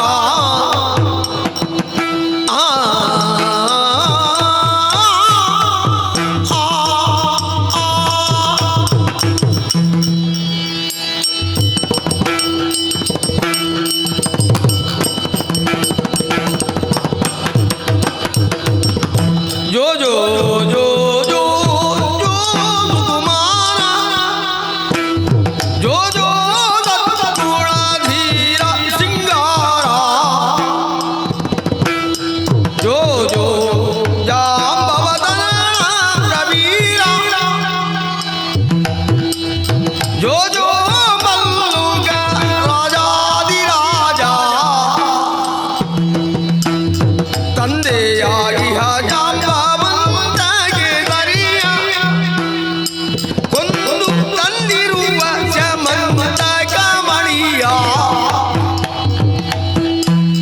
ಚಂದದೋಳದ ನಿನ್ನ ತೊಟ್ಟಿಲ ಬಳಿಯ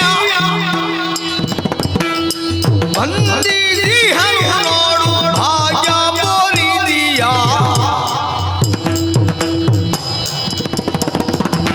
ಜೋ ಜೋ ಜೋ ಜೋ ಜೋ ಕುಮಾರ ಜೋ ಜೋ ಧೀರ ಸಿಂಗಾರ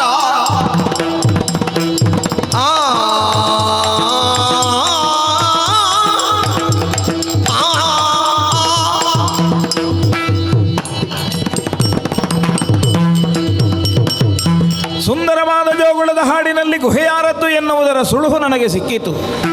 ಆ ಹಾಡಿನಲ್ಲಿ ಕೆಲವೊಂದು ಸಾಲುಗಳನ್ನು ಗಮನಿಸುವಾಗ ಜಾಂಬವತರಳನಾದಂತಹ ಪ್ರವೀರ ಎನ್ನುವ ಹುಡುಗ ಅದರಲ್ಲಿ ಮಲಗಿದ್ದಾನೆ ಎನ್ನುವುದು ಗೊತ್ತಾಯಿತು.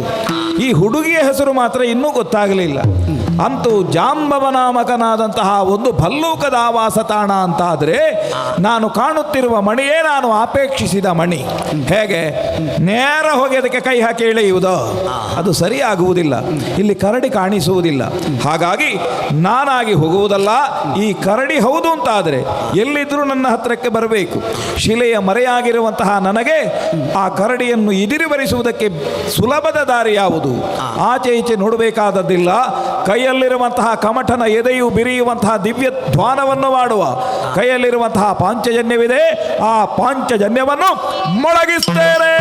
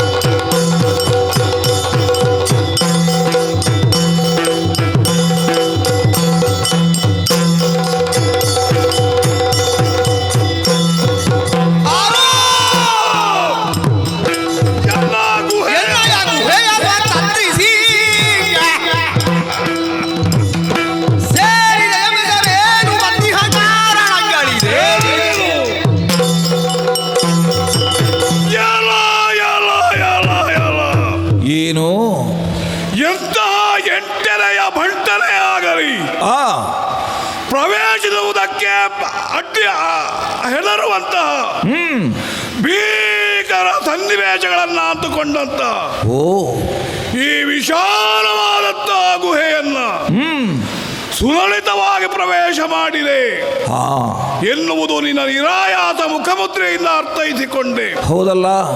ಹಾಗಾಗಿ ಅಚ್ಚರಿಯ ದ್ಯೋತಕವಾಗಿ ಹೃದಯಾಂತರಾಳದಿಂದ ಉದ್ಗರಿಸಿದ ಉದ್ಗಾರ ಓಹೋ, ಹೌದೇನಾ? ಏನು ಮಾನವ ಎನ್ನುವುದು ಸ್ಪಷ್ಟವಾಯಿತು. ಭೀಕರ ಸನ್ನಿವೇಶ ಈ ಗುಹಾಧಾಮದಲ್ಲಿ. ನೀನು ಪ್ರವೇಶಿಸಿದೆ ಸ್ವತಂತ್ರಿಸಿ. ಯಾರು ಕೊಟ್ಟರು ಪಾರುಪತ್ಯ? ಯಾಕಾಗಿ ಪ್ರವೇಶ ಮಾಡಿದೆ? ಶಿಲಾಖಂಡಕ್ಕೆ ಆತುಕೊಂಡು ಹೌಹಾರಿ ಹೆದರಿದಂತ ನನ್ನ ಮಗಳ ಹೆದರಿಕೆಯ ಆ ಸನ್ನಿವೇಶಕ್ಕೆ ಯಾಕೆ ಕಾರಣೀಕರ್ತನಾದೆ? ಬರುವರೆ ಉದ್ದೇಶವೇನು? ಹೆಸರೇನು? ಎಲ್ಲಿಂದ ಬಂದೆ? ಎಂಬಿತ್ಯಾದಿ ಪ್ರಶ್ನೆಗೆ ಹೇಳು ಉತ್ತರ. ಅಯ್ಯ, ನನ್ನ ಪರಿಚಯ ಬೇಕಲ್ಲ ನಿನಗೆ.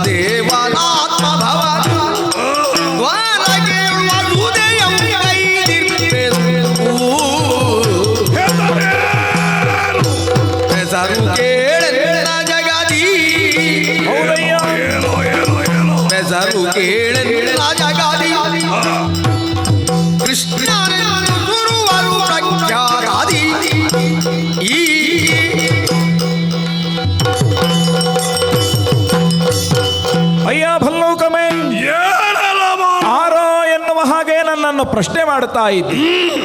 ಆದದ್ದರಿಂದಲೇ ನಿನ್ನ ಗುಹೆಯಾದದ್ದರಿಂದ ನಿನಗೆ ಪರಿಚಯಿಸಬೇಕಾದ ಒಂದು ಹೊಣೆ ನನಗುಂಟು. ಹೇಳು. ವರ್ತಮಾನ ಕಾಲದಲ್ಲಿ ನಡೆಯುತ್ತಿರುವಂತಹ ದ್ವಾಪರದಲ್ಲಿ ದ್ವಾರಕೆ ಎಂದು ಕರೆಯಲ್ಪಡುವಂತಹ ಒಂದು ದ್ವೀಪಾಂತರವಾದಂತಹ ವಿಶೇಷವಾದಂತಹ ಒಂದು ಜಾಗವಿದೆ. ಒಂದು ಹೊಸ ನಗರವನ್ನ ಗೊಲ್ಲರ ಹುಡುಗರಿರುವರು ನಿರ್ಮಿಸಿದ್ದಾರೆ. ಆ ಕುರಿತಾಗಿ ನಿನಗೆ ಮಾಹಿತಿ ಉಂಟು ಅಂತಾದರೆ? ವರ್ತಮಾನ ಬಂದದೆ ನನಗೆ. ಹೌದಾದರೆ ಅದರಲ್ಲಿ ಒಬ್ಬ ನಾನೇ. ಹೌದೇ ಹೌದಯ್ಯ. ನೀನು ನೀನು ಹೌದು. ಆ ಇಬ್ಬರು ಹುಡುಗರಲ್ಲಿ ನೀನು ಒಬ್ಬನ. ವಸುದೇವ ದೇವಕಿಯರಿಗೆ ಮಗನಾಗಿ ಜಗತ್ತಿನಲ್ಲಿ ಕಾಣಿಸಿಕೊಂಡ ಬಲರಾಮ ಕೃಷ್ಣರಲ್ಲಿ ಕಿರಿಯನಾದಂತಹ ಕೃಷ್ಣ ಎನ್ನುವಂತಹ ಅಭಿಧಾನವನ್ನು ಹೊಂದಿದವ ನಾನು. ಓಹೋ, ಹಾಗೆಂದು ಲೋಕದಲ್ಲಿ ನನಗೆ ಬೇರೆ ಬೇರೆ ಹೆಸರುಂಟು. ಏನು? ಮುಕುಂದ ಅಂತ ಕರೀತಾರೆ, ಓಹೋ, ಮುರಳಿ ಅಂತ ಕರೀತಾರೆ, ಆಹಾ. ಗೋಪಾಲ ಅಂತ ಕರೀತಾರೆ, ಅಚ್ಯುತ ಅಂತ ಕರೀತಾರೆ, ಸರಿ. ಇನ್ನು ಕೆಲವರು ಅನಂತ ಅಂತ ಕರೀತಾರೆ, ಇನ್ನು ಕೆಲವರು ಗೋವಿಂದ ಅಂತ ಕರೀತಾರೆ. ಬಹುನಾಮವನ್ನು ಹೊಂದಿದಂತಹ ನಾನು ಖ್ಯಾತನಾಮನಾಗಿ ಕೃಷ್ಣ ಎನ್ನುವ ಹಾಗೆ ವರ್ತಮಾನದಲ್ಲಿ ಹೆಸರನ್ನು ಹೊಂದಿದವ. ಬಹುನಾಮಧರಿ ನೀನು. ಹೌದು ಕೃಷ್ಣ ಎಂಬ ಹಾಗೆ ಖ್ಯಾತಿವೆತ್ತವ. ಹೌದು ವಸುದೇವನ ಮಗ. ಹೌದು. ಬೇರೆ ಏನಾದ್ರೂ ಉಂಟಾ? ಬೇರೇನಿಲ್ಲ. ಯಾಕೆ ಈಗ ಇಲ್ಲಿ ನೀನು ಕೇಳಿದ ಪ್ರಶ್ನೆಗೆ ನಾನು ಮುಂದುವರಿಸಬೇಕು ಅಂತ ಇದ್ರೆ ಕೇಳು. ಇಂಥದ್ದೊಂದು ಅಭಿಯೋಗದ ದೃಷ್ಟಿಯಲ್ಲಿ ಅಥವಾ ಇಂತಹ ಒಂದು ಉತ್ಪಾದವನ್ನು ಮಾಡುವ ರೀತಿಯಲ್ಲಿ ಯಾಕೆ ಬಂದೆ ಅಂತ ನೀನು ಪ್ರಶ್ನಿಸ್ತಾ ಇದ್ದೆ. ಹೌದೇ ಹೌದು. ಖಂಡಿತ ಅಲ್ಲ. ನಾನು ಮಾಡಿದ್ದೇನು ಅಂತ ಕೇಳಿದರೆ ಒಂದು ಶಂಖದ್ವಾನ. ಎಲ್ಲಿಯೇ ಆಗಲಿ ಒಂದು ಶಂಖ ಊದುವವರು ಬಂದರೆ ಅವರನ್ನು ಯಾರು ಬೈಲಿಕ್ಕಿಲ್ಲ. ಯಾಕೆ? ಆಗಮಾರ್ಥಾಂತು ದೇವಾನಾಂ ನಿರ್ಗಮನಾಂತು ರಾಕ್ಷಸಂ. ಒಂದು ಶಂಖದ್ವಾನ ಮಾಡಿದರೆ ಅದು ಒಳ್ಳೇದು ಅಂತ ಲೆಕ್ಕ. ಹಾಗಾಗಿ ಒಂದು ಒಳ್ಳೇದಾಗಲಿ ಎನ್ನುವ ಉದ್ದೇಶದಿಂದಲೇ ಶಂಖದ್ವಾನ ಮಾಡಿದ್ದು. ಒಳ್ಳೆ ವಿಷಯ ಇರಬಹುದು. ಕವಾಟ ಬೇದರವಾದದ್ದು ಅದು ಏನು? ಶಂಖದ್ವಾರದ ಅಬ್ಬರಕ್ಕೆ ನನ್ನ ಎದೆ ಬಿರಿದಿದೆ. ಅರ್ಥ ಆಯ್ತು. ಅದು ಜೊತೆಯಾಗಿ ಹೃದಯ ವಿದ್ರಾವಕವಾದ ಹೆಣ್ಣಿನ ಚೀತ್ಕಾರ. ಅರರೆ ಪಿತನ ಕೆಟ್ಟೆ ಅಂತ ಹೇಳುವ ಧ್ವನಿ ಕೇಳಿ ಬಂದು ವಾಸ್ತವ್ಯವೇ ಔಕಮ್ಯಕ್ಕೆ ಮೂಲ. ಅದಕ್ಕೆ ಕಾರಣ ಏನು ಅಂತ ಕೇಳಿದರೆ ಇದುವರೆಗೆ ಈ ಗುಹೆಯ ಒಳಗೆ ಶಂಖದ್ವಾನ ನೀನು ಮಾಡಲಿಲ್ಲ. ಆ ಸ್ವರ ಹೊಸತಾದದ್ರಿಂದ ಅವರಿಗೆ ಹೆದರಿಕೆ ಆದದ್ದು. ಆದರೆ ನಾನು ಆ ಉದ್ದೇಶದಿಂದ ಮಾಡಿದ್ದಲ್ಲ.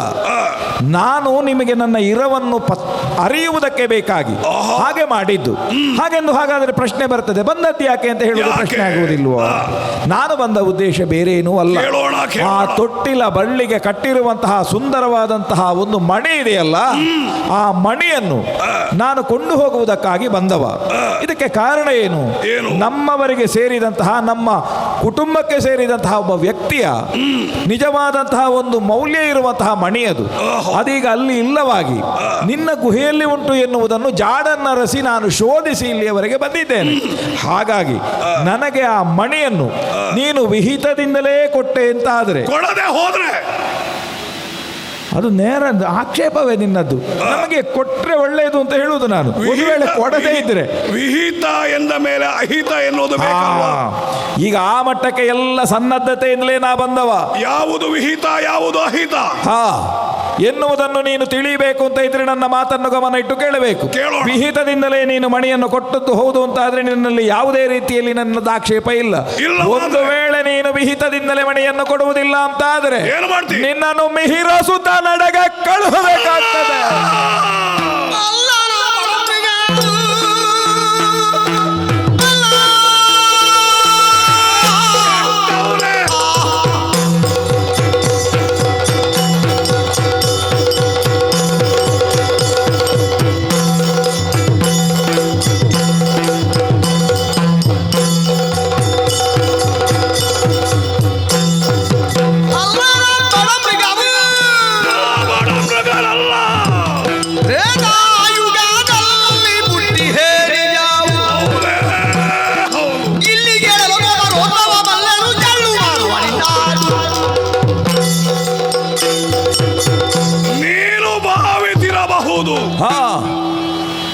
ಕೇವಲ ಬಡಮೃಗ ಯುವ ಎಂಬ ಹಾಗೆ ಜಳ್ಳು ಸಮಾನನಾದಂತ ನೀನು ಹಾಗೆ ಭಾವಿಸಿದರೆ ಆಕ್ಷೇಪವಲ್ಲ. ಸತ್ಯಾಸತ್ಯತೆಯನ್ನು ತಿಳಿಯಪಡಿಸುವುದು ನನ್ನ ಉದ್ದೇಶ. ನೀನು ಕಂಡ ಹಾಗೆ ಕೇವಲ ಕರಡಿ ಅಲ್ಲ ನಾನು.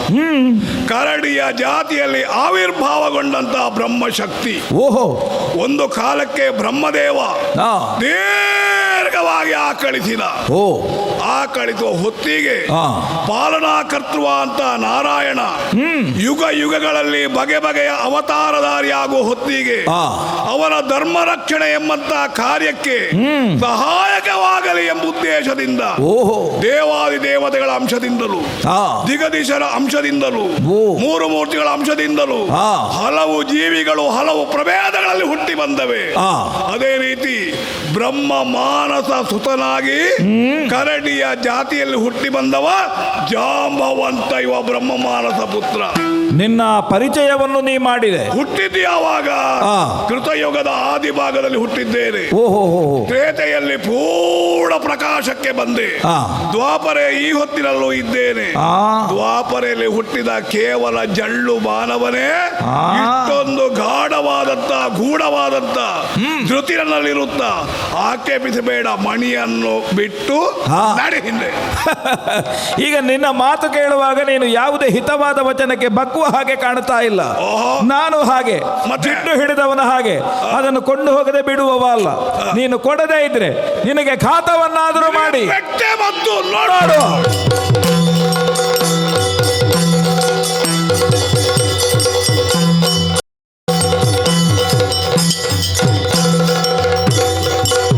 ಗಿರಿಬೆಟ್ಟಿ ನೋಳಾಗೆ ನಾನು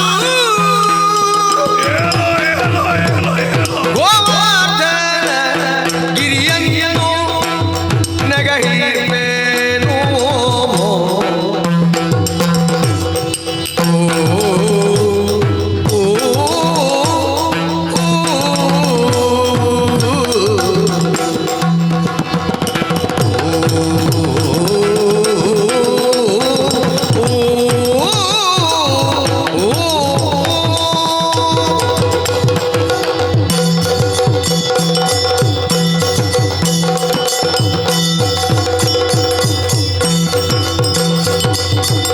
ಗಿರಿಬೆಟ್ಟಿ ನೋಳಾಗೆ ನಾನು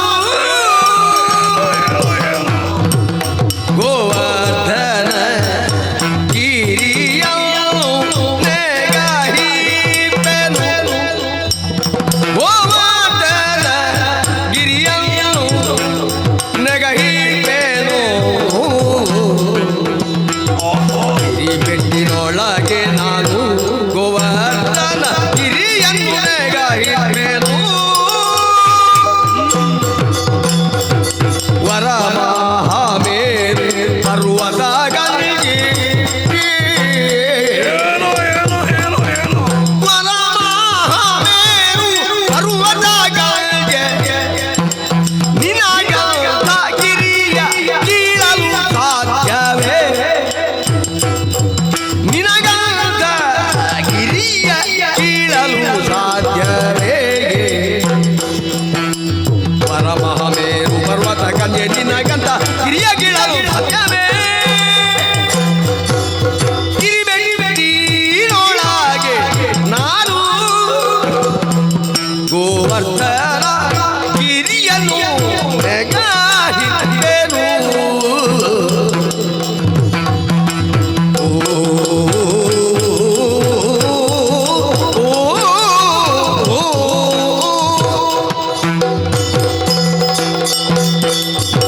ಅಯ್ಯ ಭಲ್ಲೂಕವೇ, ಏನೋ ಮಾನವ. ಒಂದು ಸುತ್ತಿನ ಹೋರಾಟದಲ್ಲಿ ಮಧ್ಯಂತರ ವಿರಾಮವನ್ನು ಹೊಂದಿ ನಿನ್ನಲ್ಲಿ ಮಾತಾಡುವುದಕ್ಕೆ ಉಜ್ಜಿಗಿಸಿದಂತಹ ಉದ್ದೇಶ ಏನು ಗೊತ್ತೋ? ಕೇಳೋಣ. ಕೇವಲ ಜಳ್ಳು ಮಾನವ ನಾನಲ್ಲ ಎನ್ನುವುದನ್ನು ನಿನ್ನ ಅವಗಾಹನೆಗೆ ತರುವುದಕ್ಕೆ ಬೇಕಾಗಿ ಆ. ನಾನು ಮಾಡಿದಂತಹ ದಿವ್ಯವಾದ ಸಾಧನೆ ಏನು ಎನ್ನುವುದನ್ನು ಕೇಳಿದರೆ ನೀನು ಹೌಹಾರಿ ಹೋಗುತ್ತಿ. ಒಂದು ಹೊತ್ತಿನಲ್ಲಿ ನಮ್ಮ ಮೂಲ ನೆಲೆಯಾದಂತಹ ನಮ್ಮ ನಂದಗೋಕುಲದಲ್ಲಿ ನಾವು ಬೆಳೆಯುತ್ತಾ ಇದ್ದಂತಹ ಕಾಲದಲ್ಲಿ ಓಹೋ. ವಿಶೇಷವಾಗಿ ನಮ್ಮಲ್ಲಿ ಗಿರಿಪೂಜೆಯನ್ನು ಮಾಡುವಂತಹ ಒಂದು ವಿಶಿಷ್ಟ ಪದ್ಧತಿಯೊಂದು ಆಚರಣೆಯಲ್ಲಿತ್ತು. ಓ. ಹಾಗಾಗಿ ಗೋವರ್ಧನ ನಾಮಕವಾದಂತಹ ಗಿರಿಯೊಂದು ನಮಗೆ ಸಮೃದ್ಧವಾದ ಹುಲ್ಲನ್ನು ಕೊಡುವಂತಹ ವಿಶೇಷ ಗಿರಿಯಾಗಿತ್ತು. ಅಲ್ಲಿಗೆ ನಮ್ಮ ಎಲ್ಲ ದನಗಳನ್ನು ನಾವು ಮೇಯಿಸುವುದಕ್ಕೆ ಕೊಂಡು ಹೋಗ್ತಾ ಇದ್ದೆವು. ಅಂತಹ ಗಿರಿಯೊಂದು ನಮಗೆ ದಿವ್ಯವಾದಂತಹ ಒಂದು ಬದುಕನ್ನು ಕೊಟ್ಟಿದೆ ಎನ್ನುವ ಕಾರಣಕ್ಕಾಗಿ ಗಿರಿಪೂಜೆ ಎನ್ನುವಂತಹ ವ್ಯವಸ್ಥೆಯೊಂದಿತ್ತು. ಆದರೆ ನಾನು ಅಲ್ಲಿ ದೇವೇಂದ್ರನಿಗೆ ವಿಶೇಷವಾದ ಪೂಜೆ ಮಾಡುವಂತಹ ವ್ಯವಸ್ಥೆ ಒಂದಿತ್ತು. ಅಂದರೆ ಗಿರಿಯಲ್ಲಿ ಮಳೆ ಬಂದರೆ ಮಾತ್ರ ಅಲ್ಲಿ ಬೆಳೆಯಾಗುವುದು. ಅದಕ್ಕೆ ಮಳೆ ಕೊಡುವವ ದೇವೇಂದ್ರ ಅಲ್ವೋ, ಅದಕ್ಕೆ ದೇವೇಂದ್ರನ ಪೂಜೆ ಮಾಡುವಂತಹ ವ್ಯವಸ್ಥೆ ಒಂದಿತ್ತು. ಜಗಕ್ಕೆ ಹಿತವನು ಶಕ್ರ. ಹಾ. ಶಕ್ರನ ಸಂತೋಷವನ್ನು ಸಂತೋಷಪಡಿಸುವುದು ಹಾ. ಯಾರದ್ದು ಕರ್ತವ್ಯ? ಹೌದು. ಪ್ರಾಪಂಚಿಕರ ಕರ್ತವ್ಯ. ಹೌದು. ಆ ನೆಲೆಯಲ್ಲಿ ಅವರು ಮಾಡುತ್ತಿದ್ದ ಪೂಜಾ ಕೈಂಕರ್ಯಕ್ಕೆ ನಿನ್ನ ನಿಷೇಧ. ಯಾವ ಕಾರಣಕ್ಕೂ ಇಂದ್ರ ಪೂಜೆಯನ್ನು ಮಾಡುವುದು ಬೇಡ. ಬದಲಾಗಿ ಹೊಸ ಆಯಾಮ. ಆದ್ದರಿಂದಲೇ ನಮಗೆ ಯಾವತ್ತೂ ರಕ್ಷಣೆಯನ್ನು ಕೊಡುವ, ನಮ್ಮ ಜೀವನಕ್ಕೆ ಪುಷ್ಟಿಯನ್ನು ಕೊಡುವ, ನಮ್ಮ ಬದುಕನ್ನು ಹಸಿರಾಗಿಸುವಂತಹ ಗಿರಿಯನ್ನೇ ನಾವು ಪೂಜಿಸೋಣ ಎನ್ನುವ ಹಾಗೆ ಗಿರಿ ಪೂಜೆ ಎನ್ನುವ ಹೊಸ ಪೂಜೆಗೆ ನಾನು ಚಾಲನೆಯನ್ನು ಕೊಟ್ಟೆ. ಪರಿಸರ ಆರಾಧನೆ. ಹೌದೌದು. ಯಾಕಂದ್ರೆ ಪರಿಸರದಲ್ಲಿಯೇ ದೇವರನ್ನು ಕಾಣುವ ವಿಶೇಷ ವ್ಯವಸ್ಥೆ ನಮ್ಮಲ್ಲಿ ಉಂಟು. ಆಗಲಪ್ಪ. ಆದದ್ದರಿಂದಲೇ ಇದರಿಂದ ಪರಿಣಾಮ ಏನಾಯಿತು? ಆ, ಇಂದ್ರನಿಗೆ ಸಿಟ್ಟು ಬಂತು. ಆ, ಮೇಘಗಳನ್ನು ಕಳುಹಿಸಿದ, ಕುಂಭದ್ರೋಣ ಮಳೆಯನ್ನು ಸುರಿಸಿದ. ಆ ಹೊತ್ತಿನಲ್ಲಿ ಗೋಕುಲದಲ್ಲಿರುವಂತಹ ಗೋವುಗಳು, ಗೋಪಾಲಕರು ಎಲ್ಲರೂ ಕೂಡ ಹೌಹಾರುವಂತಹ ಸ್ಥಿತಿ ಬಂದಾಗ ಕಿರಿಬೆಟ್ಟಿನಲ್ಲಿ ಆ ಗೋವರ್ಧನವನ್ನು ನನ್ನ ಕಿರುಬೆರಳಲ್ಲೇ ಎತ್ತಿ ಹಿಡಿದು ಒಂದು ವಾರದ ಪರ್ಯಂತ ಇಂದ್ರ ಸುರಿಸಿದಂತಹ ಆ ಮೇಘದ ಮಳೆಯನ್ನು ನಾನು ತಡೆ ಹಿಡಿದೆ. ಪರಿಣಾಮದಲ್ಲಿ ಇಂದ್ರನೇ ಬಂದು ಶರಣಾಗತನಾದ. ಮಾತ್ರವಲ್ಲ, ನನ್ನನ್ನು ರಕ್ಷಿಸು ಎನ್ನುವ ಹಾಗೆ ಗೋಗರೆದ. ಗೋವಿಂದರಾಜ ಪಟ್ಟಾಭಿಷೇಕವನ್ನು ನನಗೆ ಮಾಡಿದ. ಸನ್ಮಾನ ನಾವೆಲ್ಲ ಕೇಳಿ ಪಡೆಯುವುದಲ್ಲ, ನಮ್ಮನ್ನೆಲ್ಲ ಹುಡುಕಿಕೊಂಡು ಸನ್ಮಾನ ಬರುವುದು. ಹರಿಗೆ ಸನ್ಮಾನ. ಇದು ಹರಿಯ ಸನ್ಮಾನ, ಅದು ದಿವ್ಯ ಸನ್ಮಾನ. ಅದು ಯಾರದ್ದು ಸನ್ಮಾನ? ಮೇಲ್ನವರು ಬಂದು ಮಾಡಿದಂತಹ ಸನ್ಮಾನ, ಗೋವಿಂದರಾಯ ಸನ್ಮಾನ. ಹೌದು, ಪಡೆದಂತಹ ಮಹಾಭಾಗ್ಯಶಾಲಿ ನೀನು ನಾನು ಎಂಬ ಹಾಗೆ ಹೆಚ್ಚುಗಾರಿಕೆಯನ್ನು ಹೇಳ್ತಾ ಇದ್ದೀನಿ. ಅಂತಹ ನಾನು ಮಾಡಿದ ಸಾಧನೆ ನಿನಗೊಂದು ಸಣ್ಣ ಗಿರಿಯ ಕೀಳಲು ಸಾಧ್ಯವೇ? ಗೋವರ್ಧನ ಗಿರಿ ಎತ್ತಿದ್ದೇನೆ ನಾನು. ಹೌದೇನಾ? ಓ, ಇದು ಕೃಷ್ಣನ ಕಥೆಯ? ಹಾ. ರಾಮನ ಕಥೆ ಗೊತ್ತುಂಟೇನ ನಿನಗೆ? ಕೇಳಿದ್ದೇನೆ. ನಿನ್ನದ್ದೇನು?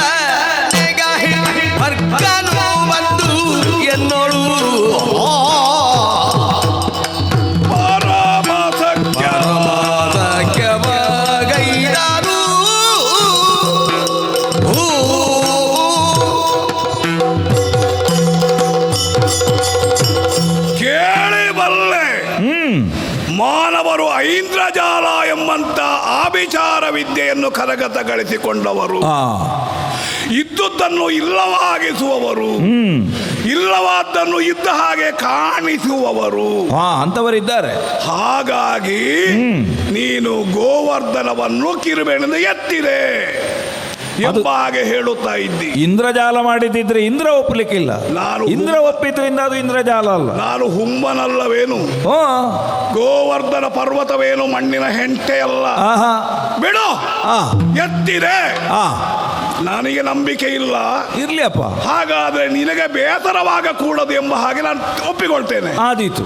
ಈ ಗೋವರ್ಧನವನ್ನು ಎಷ್ಟು ಪ್ರಮಾಣದಲ್ಲಿ ಪೇರಿಸಬೇಕು ಎಂಬ ಹಾಗೆ ಲೆಕ್ಕ ಸಿಗೋದಿಲ್ಲ. ಅಂತಹ ಒಂದು ಪರ್ವತ, ಮಹಾಪರ್ವತ ರಜತಾಚಲ. ರಾಮದೇವರು ಸೇತು ಬಂಧನ ಮಾಡಿದ ಕೆಲಸ ಗೊತ್ತುಂಟ ನಿನಗೆ? ಓ, ಕೇಳಿದ್ದೇವಪ್ಪ. ಆ ಹೊತ್ತಿಗೆ ನಾನು ನೇರವಾಗಿ ಹೋದೆ. ಎಲ್ಲಿಗೆ ಅಂತ ಕೇಳಬೇಕು ನೀನು. ಇಲ್ಲಿಗೆ, ಕೈಲಾಸಕ್ಕೆ.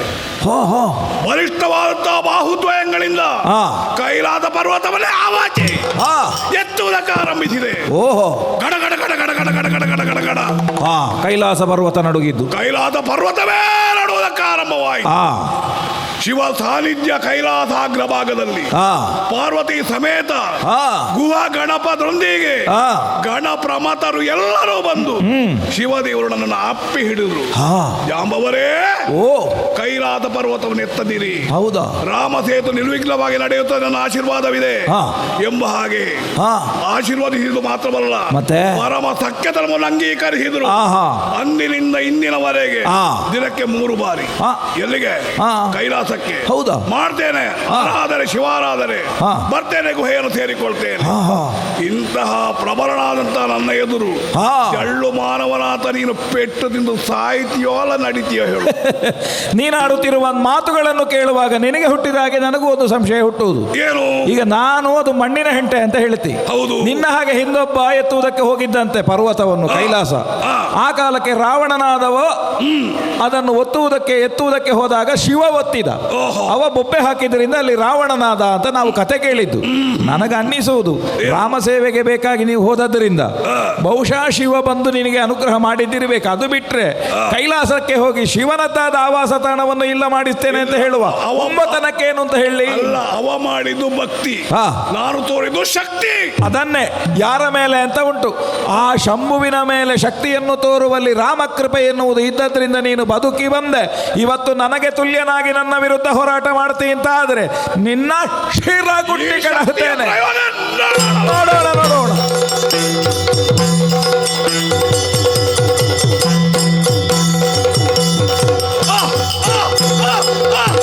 ಅಯ್ಯೋ, ಅರರೇ, ಎನ್ನೋಳಿಸು ಜಲದಿ ದುರವಗೈದರಿಲ್ಲ.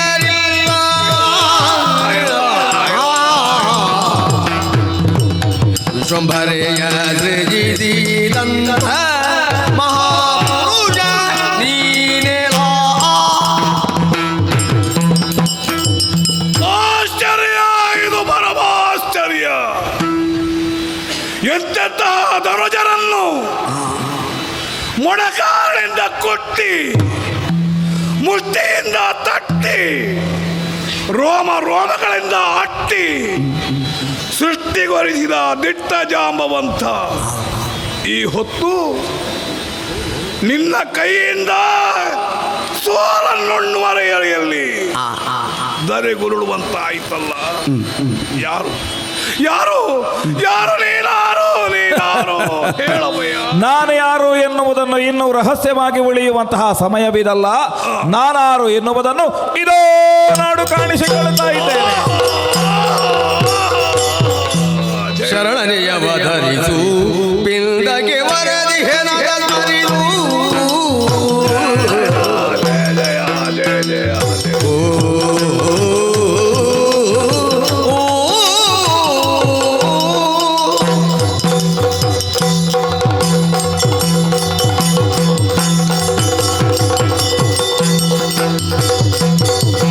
ಶರಣನೆಯವ ಧರಿಸು ಪಿಂಡಗೆ ವರದಿ ಹೆಣಗರಿದು. ಪಿಂಡಗೆ ವರದಿ ಹೆಣಗರಿದು. ಜಯ ಜಯ ಜಯ ಜಯ ಜಯ ಜಯ. ತರುಜನವಿಯುವೆ ಮುಂದಿನ ಯುಗದೋಳು. ತರುಜನವಿಯುವೆ ಮುಂದಿನ ಯುಗದೊಳಗಿರು ನೀರಾವರೆಗೆ ಪುರ ಬರೆದಿಹೆ. ಶರಣನೆಯವ ಧರಿದು ಪಿಂಡಗೆ ವರದಿ ಹೆಣಗರಿದು.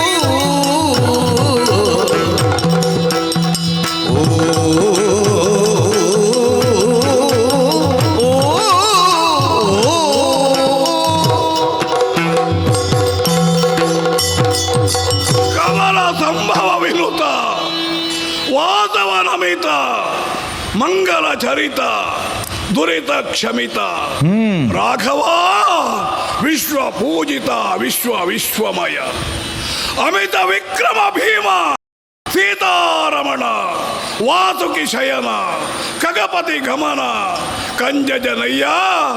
ಜಯ ಜಯ ಜಯ ಜಯ ಜಯ ಜಯ. ತಂದೆಯೇ, ಈ ಕರಡಿಯ ಒಂದೇ ಒಂದು ಪ್ರಶ್ನೆ ಉಂಟು ತಂದೆ. ಏನು? ನೀನು ಬಂದಾಗ ನಿನ್ನನ್ನು ಆರಾಧಿಸಬೇಕಾಗಿತ್ತು, ಆದರಿಸಬೇಕಾಗಿತ್ತು. ಆ ಅರ್ಘ್ಯ ಜಲವನ್ನ ಪಾಲಿಸಿ ಪುನೀತನಾಗಬೇಕಿತ್ತು. ಪಾದರಜವನ್ನು ಶಿರದಳ ಅಂತಕೊಂಡು ಪಾವನನಾಗಬೇಕಾಗಿತ್ತು. ಬದಲಾದೆ, ಬಡದೆ ಹೊಡೆದೆ ಭಂಗಿಸಿದೆ. ಈ ಕರಡಿಯ ಕೈಯಲ್ಲಿ ಪೆಟ್ಟು ತಿನ್ನುವ ಕೈಂಕರ್ಯವನ್ನು ಯಾಕೆ ಘಟಿಸಿದೆ ತಂದೆ? ದುಃಖಿಸಬೇಡ ಜಾಂಬವರೇ, ನೀವು ಶರಣರಾಗಿ ನನಗೆ ಈ ಹೊತ್ತು ಕಾಣಿಸ್ತಾ ಇದ್ದೀರಿ. ರಾಮ ನಿರ್ಯಾಣಾದಂತಹ ಹೊತ್ತಿನಲ್ಲಿ ನೀವೆಲ್ಲರೂ ಬಂದು ಕಣ್ಣೀರಿಡುತ್ತಾ ಆ ಸರಯೂ ನದಿಯ ತಟಿಯಲ್ಲಿ ಮುಂದೇನು ನಮ್ಮದ್ದಾದಂತಹ ಒಂದು ಪರಗತಿ ಎನ್ನುವ ಹಾಗೆ ಕೇಳಿಕೊಂಡಂತಹ ಕಾಲದಲ್ಲಿ ನಿಮಗೆಲ್ಲರಿಗೂ ನಾನು ಅಭಯ ಪ್ರದಾನವನ್ನು ಮಾಡಿದ್ದೆ. ಹನುಮಂತನು ಸೇರಿ ನಿಮಗೂ ಹೇಳಿದ್ದೆ, ಈ ಕಾಲಕ್ಕಾಗುವಾಗ ನಿಜಧಾಮವನ್ನು ಸೇರುತ್ತೇನೆ, ಯುಗ ಯುಗಗಳಲ್ಲಿಯೂ ಕೂಡ ನಿಮಗೆ ನನ್ನ ಸಂದರ್ಶನದ ಭಾಗ್ಯವನ್ನು ಒದಗಿಸ್ತೇನೆ ಎನ್ನುವ ಹಾಗೆ ರಾಮೋ ದ್ವಿರ್ನಾಭಿಭಾಷಿತೆ ಎನ್ನುವುದು ಸತ್ಯವಾಗಬೇಕು ಎನ್ನುವಂತಹ ಸಂಕಲ್ಪದಿಂದಲೇ ಈ ಒಂದು ಯುದ್ಧವನ್ನು ನೆವನವಾಗಿಸಿದೆ. ರಾಮ ರಾವಣರಾದ ನಮ್ಮ ಯುದ್ಧವೆನ್ನುವುದು ನಡೆಯುತ್ತಾ ಇದ್ದಂತಹ ಹೊತ್ತಿಗೆ ನಿಮ್ಮ ಮನಸ್ಸಿನಲ್ಲಿ ನೀವೊಮ್ಮೆ ಭಾವಿಸಿದ್ದೀರಿ. ನೆನಪಿಸಿಕೊಳ್ಳಿ, ಯುದ್ಧ ಮಾಡುವುದಿದ್ರೆ ಇಂಥವನ ಜೊತೆ ಮಾಡಬೇಕು ಎನ್ನುವ ಹಾಗೆ ನಿಮ್ಮ ಮನಸ್ಸಿನ ಕಾಂಕ್ಷೆಯನ್ನು ಈಡೇರಿಸುವುದಕ್ಕೆ ಇದನ್ನೇ ನಿಮಿತ್ತವಾಗಿಸಿ ನಿಮಗೆ ಕಾಣಿಸಿಕೊಳ್ಳುವುದಕ್ಕೆ ಬೇಕಾಗಿ ಯುದ್ಧ ರೂಪದಲ್ಲಿ ಕೇವಲ ಇದನ್ನೊಂದು ನಾಟಕವಾಗಿ ಬಳಸಿಕೊಂಡು ನಿಮಗೆ ಕಾಣಿಸಿಕೊಂಡಿದ್ದೇನೆ ಜಾಂಬವರೇ. ವರ್ಷದಲ್ಲವೇ ತಂದೆ ನೀನು? ಹೌದು ತಂದೆ. ಏನು? ನನ್ನ ಯುದ್ಧದ ಆಹವನ್ನು ನೀನು ತೀರಿಸಿದೆ. ಬೇರೇನಾಗಬೇಕು ತಂದೆ ಈ ಪಾಪಿ ಕರಡಿಯಿಂದ? ಅಂದ್ರೆ ಆದಿದೇವರ ದೇವ, ಆದಿದೇವರ ದೇವ, ನಿನ್ನೊಡನೆ ಮುಡಿದು ಆದಿದ ಬರದ ಪರಿಹಾರಕ್ಕೆ ನಯವಿದೆ. ಪ್ರಭು ನಿನ್ನೊಡನೆ ಮುಡಿದು ಆದಿದ ಬರದ ಪರಿಹಾರಕ್ಕೆ ನಯ ಸುತೆಯ ಮೋದದಿಂದಿಯುವೆ ಜಾಂಬವತಿ ಎಂಬಿವಳ ಸಾದರದಿ ಸ್ವೀಕರಿವುದು ಪಾದದರ್ಶನದಿಂದ ಧನ್ಯತಾನೆಂದೆನುತ ಶ್ರೀರವಂಗಾತ್ಮಜಯ ಮಣಿದೈದರ್ಪಿಸಿದ. ತಂದೆ ಕರಡಿಯ ಗುಹೆಗೆ ಬಂದು ಮಣಿಯನ್ನು ವಾಂಚಿಸಿದೆಯಾ ತಂದೆ? ನಾನು ಯಾಚಿಸಿದ್ದರ ಹಿಂದೆಯೂ ಒಂದು ಉದ್ದೇಶವಿದೆ ಜಾಂಬವರೇ. ಆ ವಾಂಚೆಗೆ ಕಾರಣವೇನೆಂದು ಹೇಳಬಹುದೇ ಪ್ರಭು? ಖಂಡಿತವಾಗಿ ನಿಮ್ಮ ಒಂದು ಭಾವನೆ ಏನುಂಟು ಅದನ್ನು ನಾನು ಅರ್ಥ ಮಾಡಿಕೊಂಡಿದ್ದೇನೆ. ನಾನು ಕೇಳುವುದಕ್ಕೆ ಇರುವಂತಹ ಕಾರಣ ಇದು ನನ್ನ ಅತ್ಯಂತ ಆಪ್ತನಾದಂತಹ ಸತ್ರಾಜಿತನಿಗೆ ಸೇರಿದಂತಹ ಮಣಿ ಆಗಿರುತ್ತದೆ. ಅವನೀಗ ಅದನ್ನು ಹುಡುಕಾಡ್ತಾ ಇದ್ದಾನೆ. ಆರೋಪ ಎನ್ನುವುದು ನನ್ನ ಮೇಲೆ ಬಂದದ್ದರಿಂದ ನಾನೇ ಕದ್ದಿದ್ದೇನೆ ಎನ್ನುವ ಹಾಗೆ ಊರಿಡೀ ಪ್ರಚಾರ ಮಾಡ್ತಾ ಇದ್ದಾನೆ. ಅದನ್ನಲ್ಲಿ ಕೊಂಡು ಹೋಗಬೇಕಾದಂತಹ ಹೊಣೆ ಇದ್ದದ್ದರಿಂದ ಈ ಮಣಿಯ ನೆವನದಿಂದ ನಾನು ಇಲ್ಲಿಗೆ ಬರಬೇಕಾಗಿ ಬಂತು. ನನ್ನ ಆರಾಧ್ಯ ಮೂರ್ತಿಯಾದಂತ ನಿನಗೆ ಅಪವಾದವೇ ತಂದೆ? ಹೌದು, ಅಪವಾದ ಪರಿಮಾರ್ಜನೆಯ ಬಹುಮಾನ ಈ ಕರಡಿಯ ಹೆಗಲಿಗೆ ಏರಿಸಿದೆ ತಂದೆ. ಹೌದು, ಧನ್ಯನಾದೆ, ಧನ್ಯನಾದೆ. ಆದಿ ದೇವರ ದೇವ, ಇದೋ ಇದೋ ಇದೋ ಅಪರಾಧಿ ಪ್ರಜ್ಞೆ ನನಗೆ ಕಾಡುತ್ತಾ ಉಂಟು. ನೀನು ಬಂದಾಗ ನಿನ್ನನ್ನು ಆಧರಿಸಿ ಆರಾಧಿಸಿ ಪುನೀತನಾಗಬೇಕಾದಂತ ನಾನು ನಿನ್ನನ್ನು ಭಂಗಿಸಿದ ಪರಿಮಾರ್ಜನೆಗಾಗಿ ಅದು ಅದು ಅದು ಅದು ನಮ್ಮೀರ್ವರ ಕದನ ಕೋಲಾಹಲವನ್ನು ನೋಡಲಾಗದೆ ಶಿಲಾಖಂಡಕ್ಕೆ ಆತುಕೊಂಡಂತ ನನ್ನ ಮಗಳು ನನ್ನ ಹುಟ್ಟಿದ ಮಗಳಲ್ಲ. ಅದೇ ಆಶ್ಚರ್ಯ. ದಕ್ಕಿನ ಮಗಳು ವನಾಂತರದಲ್ಲಿ ಸಂಚಾರ ಮಾಡುತ್ತಿದ್ದಾಗ ವೃಕ್ಷ ಛಾಯೆಯಲ್ಲಿದ್ದಂತ ಹೆಂಗೂಸು ಪ್ರಾಣಿ ಸಹಜವಾದಂತಹ ಸಂಗ್ರಹಣ ಮನೋಭಾವ ಜಾಗೃತಗೊಂಡುದರ ಪರಿಣಾಮ ತಂದು ಸಾಕಿ ಸಲಹಿದ್ದೇನೆ. ಸರಿ ತಂದೆ, ಏನು ಪ್ರಾಯ ಸಮರ್ಥೆಯಾದಾಗ ಯೋಗ್ಯರಿಗೆ ಕೊಟ್ಟು ಮದುವೆ ಮಾಡಬೇಕು ಎಂಬಂತಹ ಹಂಬಲ ನನ್ನದು. ನಿನ್ನಂತಹ ಯೋಗ್ಯತವಂತ ಯಾರಿದ್ದಾರೆ? ದೊರೆಯ ತನದಲ್ಲಿ ನೋಡಿ ಧರಣಿ ದೇವಿಗೆ ರಮಣ, ಸಿರಿಯ ತನದಲ್ಲಿ ನೋಡಿ ಶ್ರೀಕಾಂತನು, ಲಾವಣ್ಯದಲ್ಲಿ ನೋಡಿ ಲೋಕಮೋಹ ಕಪಿತನು, ಆವಧೈರ್ಯದಿ ನೋಡಿ ಅಸುರಾಂತಕ, ಧೈರ್ಯ ಶೌರ್ಯ ಸೌಂದರ್ಯ ಐಶ್ವರ್ಯ ಎಲ್ಲವೂ ಮೇಳೈಸಿದ ನೀನೇ ಚ್ಯುತಿ ವಿದೂರ ಎಂಬಾಗ ನನ್ನ ಮಗಳಿಗೆ ನೀನೇ ಯೋಗ್ಯವರ ಎಂಬ ಹಾಗೆ ಯೋಚಿಸಿದೆ. ಸರಿ, ಕರಡಿಯ ಸಂಪ್ರದಾಯಕ್ಕೆ ತಕ್ಕಂತೆ ಸಾಕಿದ್ದೇನೆ. ತಂದೆ, ಏನು ಸ್ವೀಕರಿಸಬೇಕು ತಂದೆ. ಜಾಂಬವರೇ, ಈ ಗುಹೆಯಲ್ಲಿ ಬೆಳೆದಂತ ಆಯ್ದು ಕೋದು ಆಗಿಸಿದ ಹೂದಂಡೆ ಇದು. ನಿನ್ನ ಕೊರಳಿಗೆ ನನ್ನ ಮಗಳು ಇಕ್ಕುತ್ತಿದ್ದಾಳೆ ವರ್ಣಮಾಲಿಕೆ. ಆಗಲಿ, ಸಂತೋಷದಲ್ಲಿ ನಾನು ಅವಳನ್ನು ಸ್ವೀಕರಿಸ್ತೇನೆ. ತಂದೆ, ಅಷ್ಟು ಮಾತ್ರವಲ್ಲ, ಮತ್ತೆ ಅಪವಾದಕ್ಕೆ ಹೇತುವಾದಂತ ತೊಟ್ಟಿಲ ಶಂಕರಿಗೆ ಬಂಧಿತವಾದ ಸೆಮಂತಕವನ್ನು ಹೇಳಿದ್ದೇನೆ. ಪದ ಮೂಲಕ ಇರಿಸಿದ್ದೇನೆ, ಸ್ವೀಕರಿಸಬೇಕು. ಕನ್ಯಾಮಣಿಯ ಜೊತೆಯಲ್ಲಿ ದಿವ್ಯವಾದ ಶಮಂತಕಮಣಿಯನ್ನು ಕೊಟ್ಟಿದ್ದೀನಿ. ಬ್ರಹ್ಮಾಲೋಕದಲ್ಲಿ ವಿಲೀನನಾಗಿದ್ದೆ. ವಾಸ್ತವಕ್ಕೆ ಎಳೆತಂತು ಪ್ರವೀರನ ರೋದನ. ಹೇಗೆ ನಾನು ಈ ಮಗನನ್ನು ಇನ್ನು ಸಾಕಲಿ ತಂದೆ? ಎಲ್ಲರ ರಕ್ಷಣೆಯನ್ನು ಹೊತ್ತಂತ ನೀನಿರುವಾಗ ನನ್ನ ತುಟಿ ಮೀರಿದ ಮಾತನ್ನು ನಾನು ಆಡಲಾರೆ. ಮಗುವನ್ನು ತವ ಪದ ಮೂಲಕ ಇರಿಸಿದ್ದೇನೆ, ಸ್ವೀಕರಿಸಬೇಕು. ವಿಶ್ವ ಕುಟುಂಬಿಯಾದಂತಹ ನಾನು ಭಾವಗಮ್ಯನಾದ ಭಗವಂತನಾಗಿ ನಿಮ್ಮ ಮಾತನ್ನು ಅಂಗೀಕರಿಸಿದ್ದೇನೆ. ರತ್ನತ್ರಯ ಮತ್ತೆ ಕೃಷ್ಣನಾಗಿ ನೀವು ಕೊಟ್ಟಂತಹ ಈ ಮೂರೂ ವಿಶೇಷವಾದಂತಹ ಒಂದು ಮಣಿಯನ್ನು 2 ಮಕ್ಕಳನ್ನು ಸ್ವೀಕರಿಸಿದ್ದೇನೆ. ರತ್ನತ್ರಯವನ್ನು ಪದ ಮೂಲಕ ಒಪ್ಪಿಸಿದ್ದೇನೆ. ಖಂಡಿತವಾಗಿ ರತ್ನತ್ರಯವಾಗಿಯೇ ಸ್ವೀಕರಿಸ್ತೇನೆ. ದಣಿದಿದ್ದೇನೆ. ಮಾತ್ರವಲ್ಲ, ದಣಿದಂತಹ ನಿಮ್ಮನ್ನು ನನ್ನ ಅಮೃತ ಹಸ್ತದಿಂದ ಪೂಸಿ ನಿಮಗೆ ಆದಂತಹ ಆಯಾಸವೆಲ್ಲವನ್ನು ಪರಿಹರಿಸಿದ್ದೇನೆ. ಜಯ ಜಯ ಜಯ.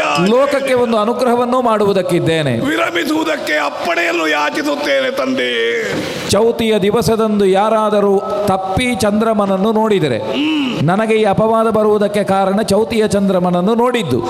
ಮುಂದೆ ಯಾರಾದರೂ ಲೋಕದಲ್ಲಿ ಅಂತಹ ತಪ್ಪನ್ನು ಮಾಡಿದರೆ, ನಾವು ಮತ್ತೆ ನೀನು ನಾನು ನೀವು ಮಾಡಿದ ಈ ಹೋರಾಟವನ್ನು ಸ್ಮರಿಸಿದರೆ ಆ ಒಂದು ದೋಷದಿಂದ ಪರಿಹಾರ ಒದಗುತ್ತದೆ.